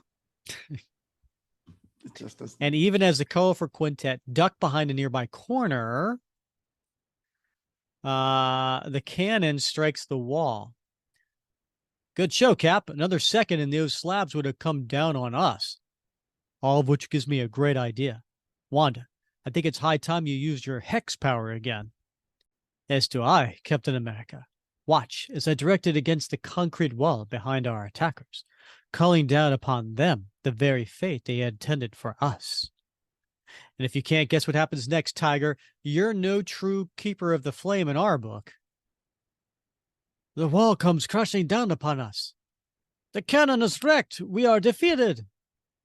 But one ray gun does not attack make, and so from a dozen directions at once, stop the intruders! Capture them alive if you can, but stop them! But Cap throws his shield and knocks a bunch of them down. It makes a noise, Bob. Who says I want to tell anybody about this place, mister? After all, you clowns aren't exactly scenic wonders. And then Quicksilver goes and punches 5 of them at once. You could say that again, Cap. As a matter of fact, we should be proclaimed cultural heroes just for mowing them down. And those 5 punches make a noise. And when the gargantuan Hank Pym joins his fellow assemblers in combat, the titanic tableau is complete. There are so many of these trigger-happy goons, they can't shoot at us without hitting each other. Don't count on that protecting us for long, Avenger. It's already too late. Look up there. Then, as several pairs of eyes are averted upward, a gigantic panel opens up on one of the towering spires, which overlook the pitched battle below. Bob, what the heck is that? I don't know, but it looks like something mutated the top of the Statue of Liberty into a gigantic cannon. Indeed, it is bizarre. They have seen us, but no matter. Aye, for they cannot long elude our parasonic thermo ray. Parasonic thermo ray. Bob, I, in my entire life, have never uttered those words. Indeed. It's the first time I have ever said parasonic thermo ray. I saw one of those for sale Cyber Monday on Amazon. So, oh, yeah? Yeah. Well, it was not a big enough discount? I guess not. Yeah. Didn't need one. I got a Psychotron instead. It missed, but if Petra's warning had come an instant later, hey, where's Jan? She was by my side just a minute ago. Better concentrate on ducking a second ray blast, Hank. Jan can take care of herself. Yet even as the Star-Spangled Avenger speaks, the girl they called the Wonderful Wasp, who's also now a millionaire, is taking care of much more than merely herself. Ready to fire a second volley, now! What? Nothing happened. What could possibly have gone wrong? And then what do we see? We see the Wasp down in her insect size pulling wires inside the contraption. If you can't guess, guys, I'm sure not going to tell you. After all, Handsome Hank's the only partner I've got, and I hate seeing him turned into burnt toast. Wait, I have found the problem. One of the vital wires has been pulled loose. It will take but a moment to fix it. We do not have a moment, comrade. Look! By all means, comrade, look! But if you expect me to explain how I got up here 50 feet off the ground, forget it.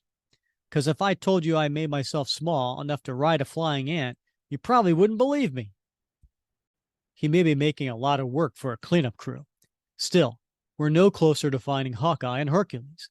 Tell the others to hold our host back, while I'll search out this weak spot in this setup. I will, Steve. Be careful. There are undreamed of dangers in this place. Don't worry about me, lady. Just take care of yourself. And as the red, white, and blue Avenger races off, now what do we see, Bob? We see a horde, and by a horde, I mean 5 enemy agents flying through the air with jetpacks with trash cans on their heads. All, again, are equipped with a Kirby-esque, it appears to be some sort of laser weapons. Laser.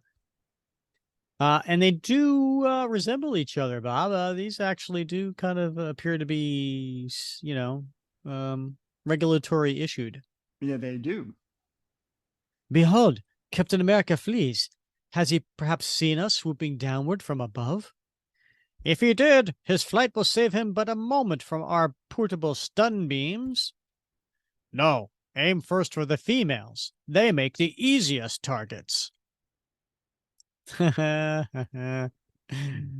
that's a classic. Then at the last second, Goliath sees the jet-powered troops taking aim from overhead, and he gets in front of the ladies, Bob. Gotta save the girls. Ugh. Hank, oh Hank, if they harmed you. But before the gloating Rocketeers can fire again at the falling giant, a fast-moving green comet provides a sudden distraction.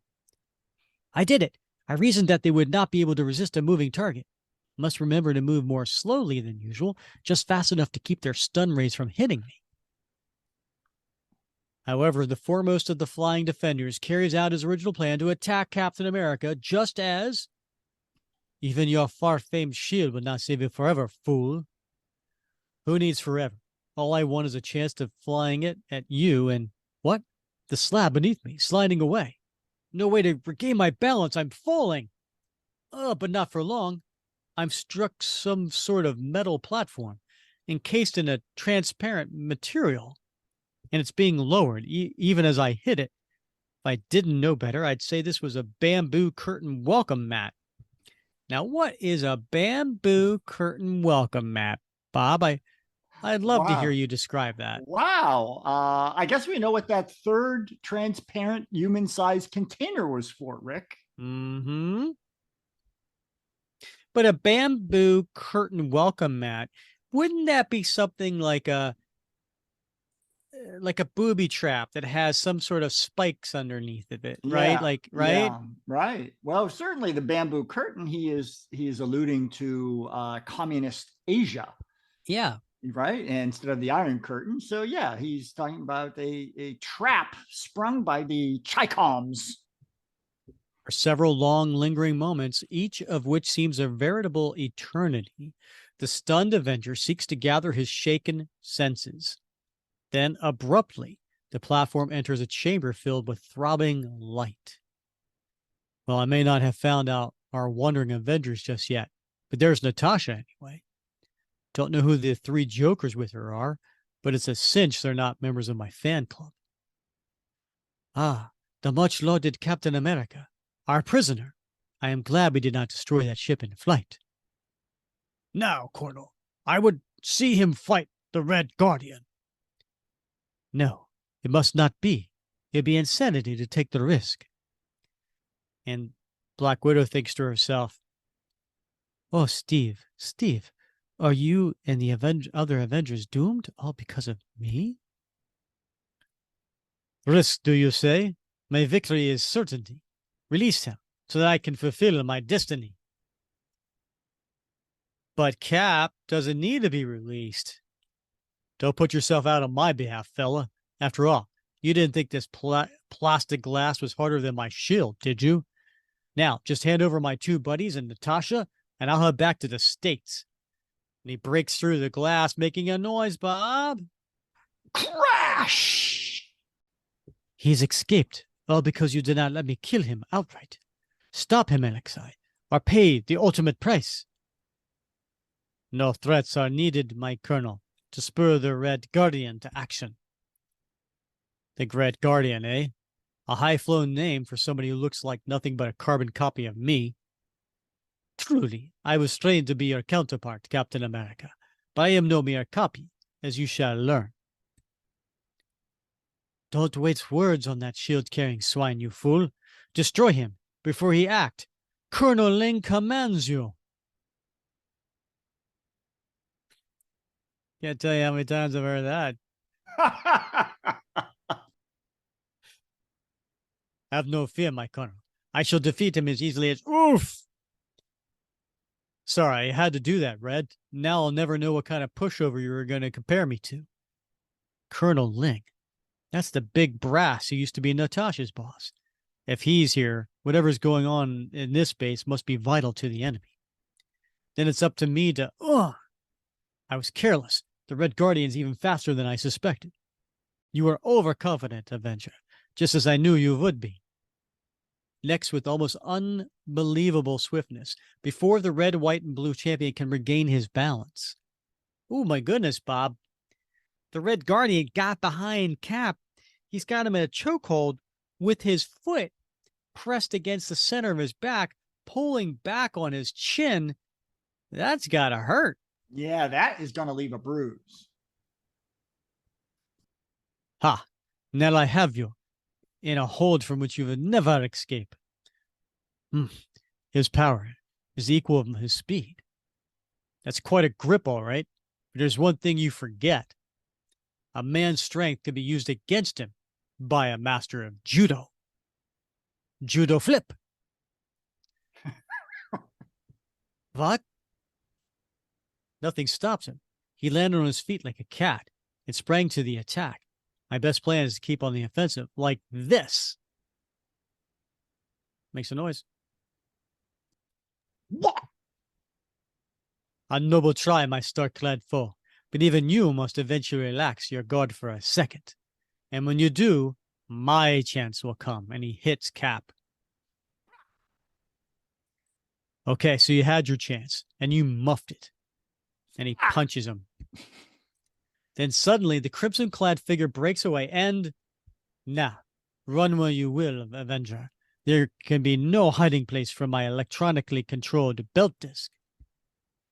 Yet a split second later, as the deadly metallic object whirls through the air, Cap's shield nails it. Scrank!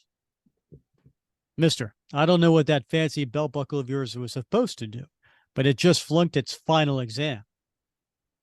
Not quite, Captain America, for you will notice it damaged your shield, so that it did not return to you.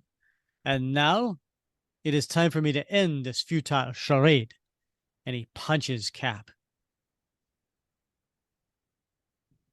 Crack!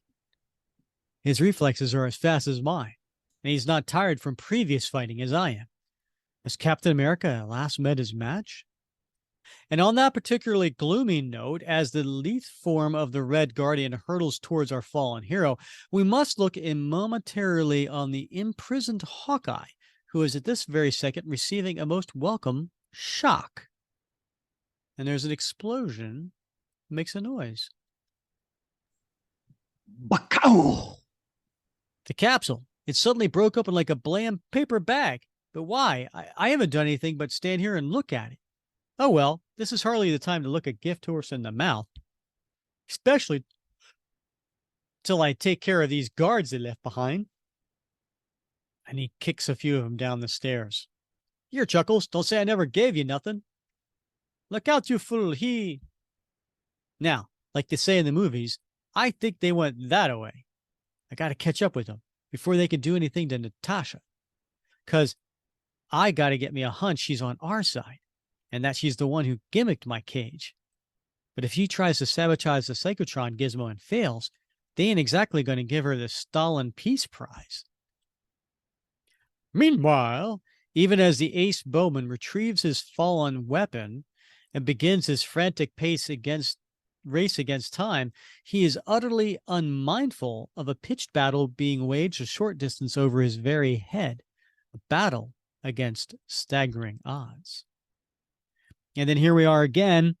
We got Goliath and the two ladies being attacked by those flying trash can lid helmets.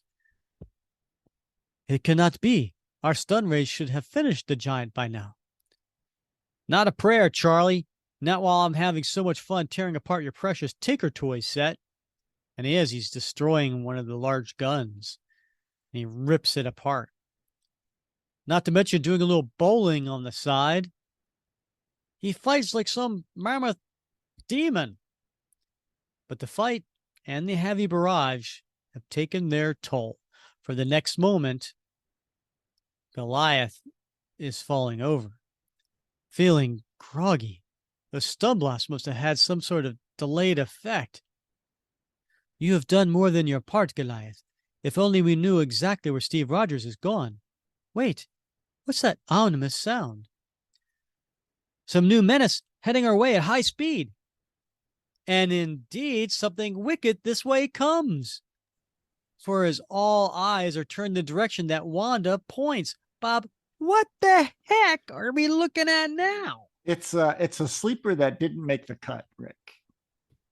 It looks. This is something out of a Doctor Who episode. It really does. It looks like a Dalek. You're right. It looks like an R2D2, but with treaded wheels on each side and a smaller set in the front. Two very large pincer arms, and it's pink.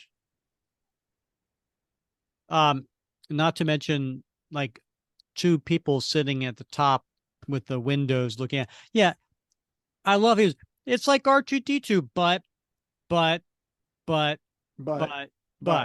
got that body shape, right? That sort of rounded at the top cylinder. I don't know what the hell shape that is. Okay. I think it's best described as a sleeper that simply did not make the cut. I agree. I think that was your best bet. Yeah. We dare risk no further damage to our installations. Destroy the Avengers. Who's getting hit right here? That's Goliath. Okay. The others wouldn't stand a chance against that thing. Gotta block. Could only slow it down. It'll roll right over me. However, even before the battered form of Hank Pym falls, there suddenly arises a virtual hurricane with the mechanized monster at its very center. And who do we see? We see Quicksilver chasing around in a circle around, creating this vacuum, very much like Flash would be doing over in DC Comics. Indeed, yeah. I have long desired to show that my speed is good for something other than stirring up leaves.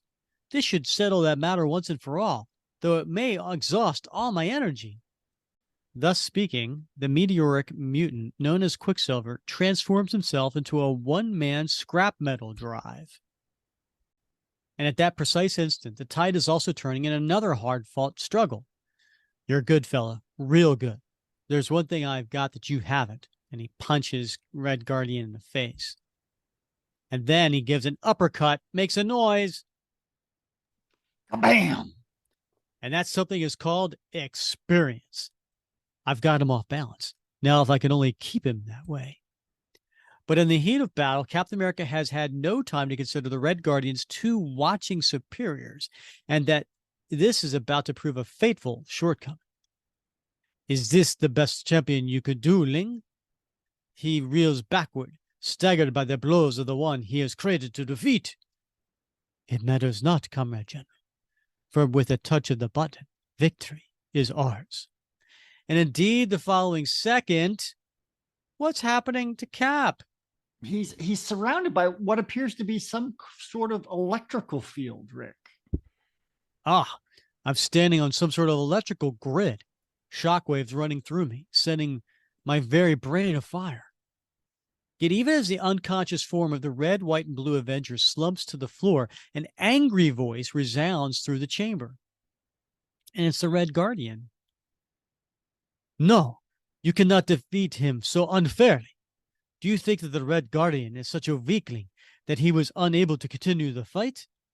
I demand that you allow Captain America to revive, so that I may best him in equal, hand-to-hand combat. Fool, do you imagine that we are here merely to play games? That the destined masters of the world must concern themselves with fair play? Curb your tongue, lest you feel our wrath. Wait, the Black Widow. She was beside me but a moment ago. Where? And as the startled eyes of Colonel Ling turned upward, he beholds Black Widow going up the side of the wall. This may be one chance to fulfill the mission for which I have risked all, to sabotage the dreaded Psychotron. But only a slight charge yet remains in my restored widow's bites. Colonel Ling said nerve center of the machine is above. I must hope one of blast can destroy it. Luckily, they let me retain my suction boots. Yeah. It has a very Batman and Robin feel to her walking up the wall. Very But much. she's not using a rope. At least they would have the courtesy to use the bat rope. I'm still reeling over the whole Colonel Ling nerve center. There's a word for that. Yes. So the Black Widow somehow deceived the lie detector. Thus, I find her guilty of treason and sentence her to death. And then he goes to fire at her, but the Red Guardian jumps in the way. Stop! You must not kill the woman I love. Oh, must chance a shot now. And she fires at it with the one widow strike. Then, as the mortally wounded Red Guardian falls, a gun is once more levied at Madame Natasha. But the next moment, from out of nowhere, comes a speeding shaft. Right into Colonel Ling. Nerve center. Does your speeding shaft come out of nowhere, Bob? It does. You'd be surprised. Something struck me from behind. Yet it was too late. The Black Widow is doomed. I'm hit, falling. If only my single blast accomplished its purpose. And then Hawkeye goes to grab the falling Black Widow. I've got to break Natasha's fall. I've got to. If those rats have killed her, they'll pay for it. I swear they will. But abruptly, all thoughts of personal vengeance are forgotten as a powerful, almost forgotten form bursts through several inches of tempered steel. The indestructible Hydra has suddenly faded from view. Then 'twas but some trickery, an illusion, as I did suspect. I am free, yet from whence the flames that I see before me? Are they too a mirage? I wish they were, Whiskers. This isn't exactly a time for details, but our host's little pop gun must have hit something flammable. Cap, over there, looks like he's just stunned. Hoist him over your shoulder and let's go. What of the Black Widow? She whom we did come here to rescue. She does seem so lifeless. She's still breathing, but if we don't get out of here fast, that seems to be all the encouragement the son of Zeus requires. Since all paths around us are barred, 'twould appear that our sole path to safety is through yon ceiling. And he throws this big piece of equipment through the roof. Just then, directly above, as the remaining Avengers search for some sign of their missing companions, look, some huge piece of machinery coming through the very metal. Who but Hercules could have hurled it with such force? He and perhaps the others must be down there. I'll get a rope ready, in case it's needed. I got a hunch he wouldn't be tossing things around just for show. And so, within seconds, the vital line is lowered. Okay, Man Mountain, pull me up, and don't stop to breathe. This place is turning into an oven, with Cap and Herc still below. However, as the life-saving rope is dropped a second time, we see Colonel Ling getting all hot and bothered. As soon as Steve Rogers rests securely in the air. Oh. And Hercules thinks to himself, as soon as Steve Rogers rests securely in the aero car, the Lion of Olympus must return to the blazing inferno to save our foes. No matter how horrendous their crimes, they cannot be left to die. The one called Hercules, he escaping with Captain America. That American fool, more than any other, has brought about the destruction that now surrounds me. Whatever else may befall, even though the psychotron itself be reduced to flaming ashes, Captain America must be destroyed. And he picks up one of those doohickey laser Kirby guns. But then, just as the fatal trigger is squeezed, never, accursed one, not till the heavens crumble, shall Captain America be killed by so craven as you. He and the woman I have wronged must live, even though we die. Watch out, swine. The laser beam is going wild. And what happens next seems a maddened nightmare, or else the foredestined plan of some inscrutable fate, as the flailing laser beam rips through a nearby wall, striking a series of underground gas pipes. And wow, that makes a noise. Blam! The next moment, the very earth itself seems to lash out in a paroxysm of raging fury, spewing forth ancient stores of molten lava into the chamber which seconds before had housed the Psychotron.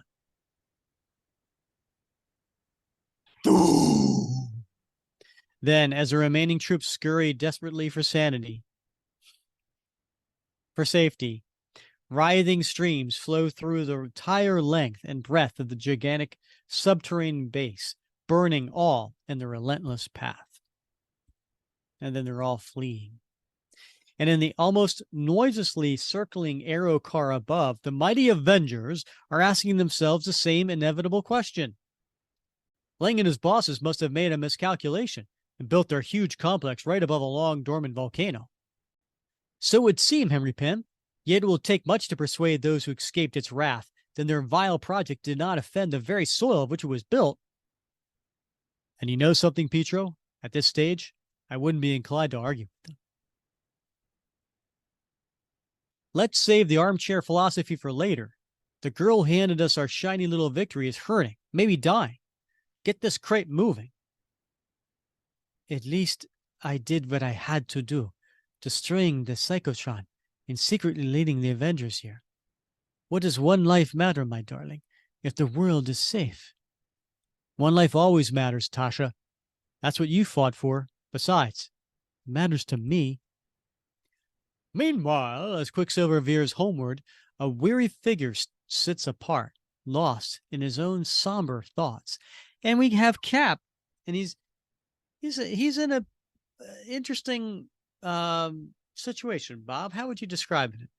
He's this is not an unusual situation for Cap in the 1960s. He's sitting with his elbows on his knees, sort of bent over with his hands on the side of his head, deep in pensive thought. Mm-hmm. It's true. Yeah. From what I've pieced together, I owe my life to the Red Guardian. Strange. We were born only to clash. Yet there was an invisible bond between us. We fought on different sides, but each by his own code. And for that code, the man named Alexei was willing to die. But soon, as the supersonic craft reaches Hawaii and the wounded Black Widow is pushed to the nearest hospital, all thoughts are forgotten, save those of her they once believed a traitor. You got to tell me, Doc, is there a chance? I'm afraid I don't know, son. At first aid, you gave her help, but now she's lapsed into a state of shock. All we can do is try. And all you can do is pray. Then, as the quiet, courageous girl is wheeled into the operating room and lost from view. What good is my skill with arrows when they can't help the one person who matters most to me? If I lose her now, just when I've really found her. I think I know how you feel, partner. But never abandon hope, no matter how slim it may be. It may not be much, but it's all we've got. Cap puts his arm around Hawkeye. The hours pass slowly, with each tick of the clock seeming an endless eternity. Then, she's going to live. She pulled through on her willpower alone, but she's going to make it. Doc, if you were a girl, I'd marry you. When can I see her? It'll be a few days. She needs rest. And I'll see that she gets it from now on. A few days later, the routine of the hospital staff is interrupted for a second time by 7 costume figures. The rest of us wanted to give you two some privacy, Natasha, but Hawkeye insisted we come. You know it, Cap. I want to share my happiness with the whole great, big, wonderful world. How you feeling, Tasha? The doc says you'll soon be as good as new. I am feeling very lucky. She'll be walking on walls again in no time. Eh, Hercules? Aye, Steve Rogers. I look worse than she does when I get the sniffles. I knew it'd take more than one ray blast to finish my gal. Tasha, maybe this isn't the time to say I'm sorry for not trusting you before, but please, my darling, no words are necessary. Part of my assignment was to make you think me a traitor. I'm just flattered you think I was as good an actress. The best, lady, though I've never figured out just why you became a spy in the first place. Yes, perhaps it is time that I told someone, that I told you. You don't have to, doll. I didn't mean to pry. I want you to know, my love, so that you may understand. My husband, Alexei, of whom I have never before spoken to you, was one of our homeland's most famed test pilots. Because of his extraordinary skill, he was assigned to test our most secret and most dangerous aircraft. And I was proud to be called his wife. But then, one day, I must inform you that your husband Alexei was killed today when his experimental rocket exploded. However, you'll be glad to know he died a hero, testing weapons for use against our enemies. If only I could do something to be worthy of his memory. Perhaps there is something.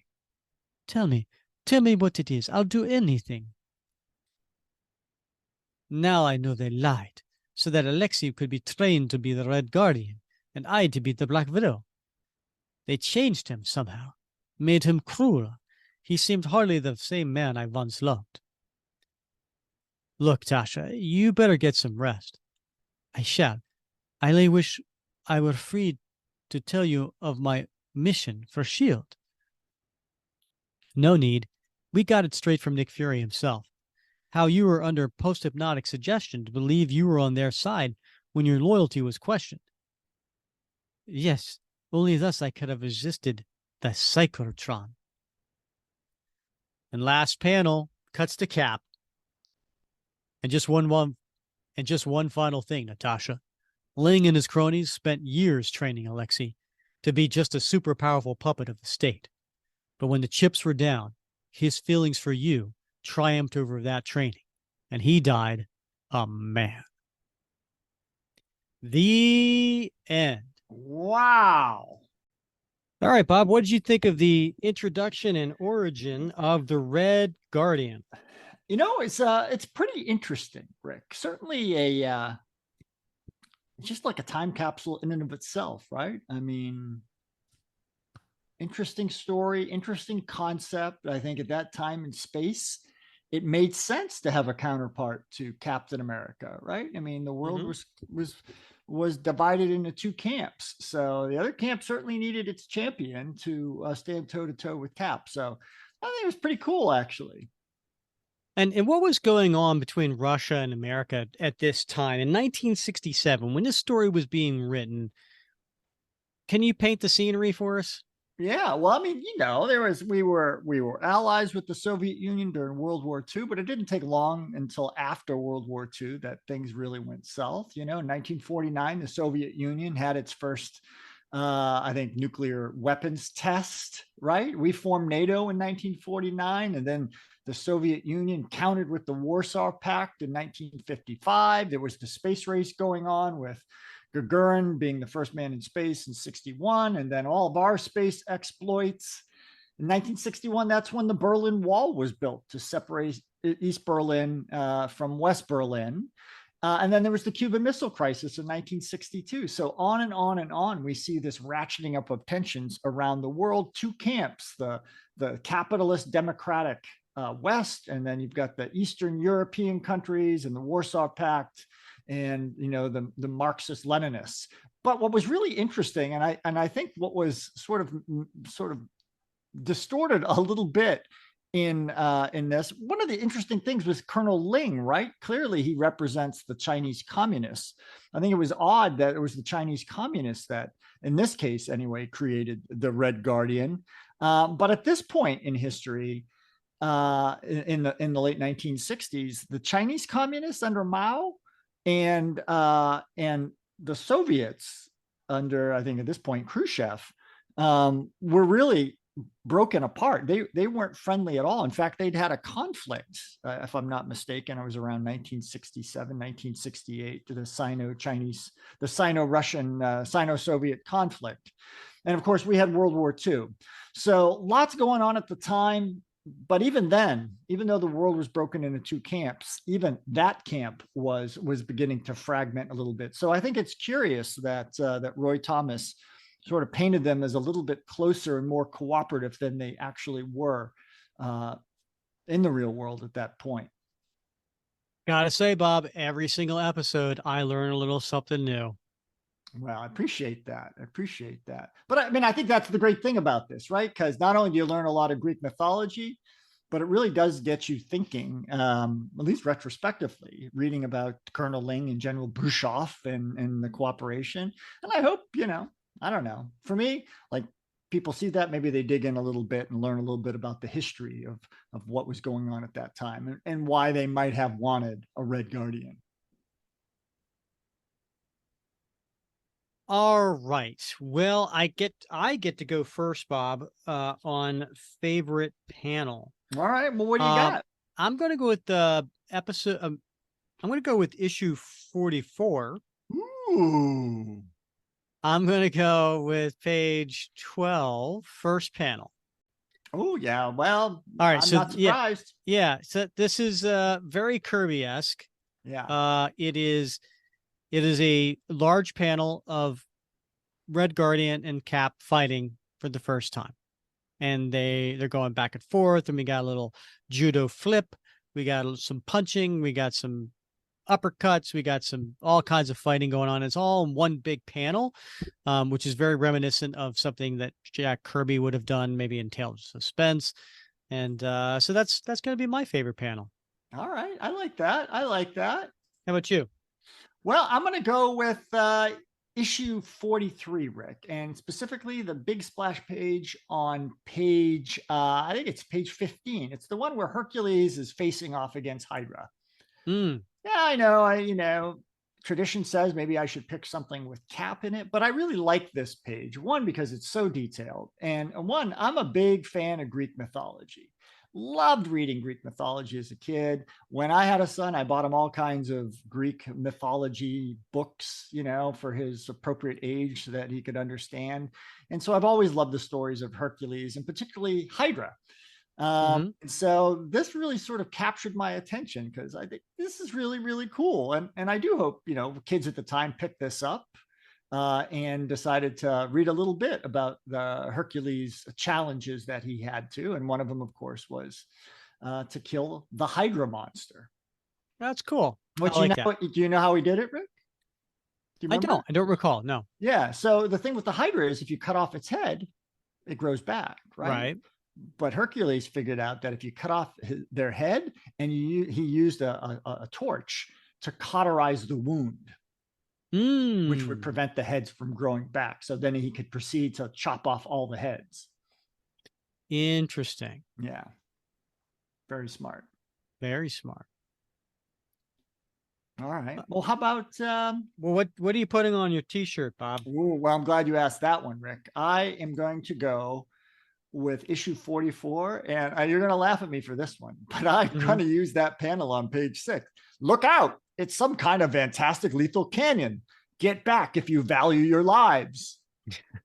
That's your favorite? I'm so putting that on a t-shirt. I'm so putting that on a t-shirt, Rick. I like that. I like that. Yeah. And plus it's a great image of Cap. I want a close-up on my t-shirt of Black Widow in a tube saying it's Colonel Ling and great heavens. I thought you wanted a close-up of Colonel Ling's nerve center. No. That's what I want. All right. How about your time capsule? Bob, I struggled for this one as far as a time capsule is concerned. I'm going to go with issue 44. And I'm going to go with page 9 when those flying guys are coming. Uh-huh. And one of them says, aim first for the females, They make the easiest targets. I think that's very dated. Yeah. As far as Yeah. and it's totally in 1967. Gotta throw that in the time capsule. Indeed, that is a good one. I got another one that's very much if you knew the context of the 1960s, you know what's going on here. So on page 7 of that same issue, when Pietro Quicksilver says, as a matter of fact, we should be proclaimed culture heroes just for mowing them down, that would really hit home for a lot of readers at that time, because it was in the midst of the Chinese Cultural Revolution, which was Mao Zedong's attempt to basically split off from the Soviet version of Marxist-Leninism, while at the same time wiping out traditional values and belief systems in China. So the Cultural Revolution was deep underway at this time. And so I got to think that this was a sly reference to Chinese Cultural Revolution. All right. Again, always learn something when I'm with you. All right, Bob. Well, I know this is an extra long episode, so we're going to try to wrap this up very quickly, but come back next episode where we have our special 3rd anniversary, and we're going to take listener calls and emails, and maybe we'll exchange a gift during the episode, Bob. That seems to be our tradition. Who knows? Anything's possible. All right. Well, for Bob Lucius, I'm Rick Verbanis, and you have been listening to another episode of the Captain America Comic Book Fans Podcast.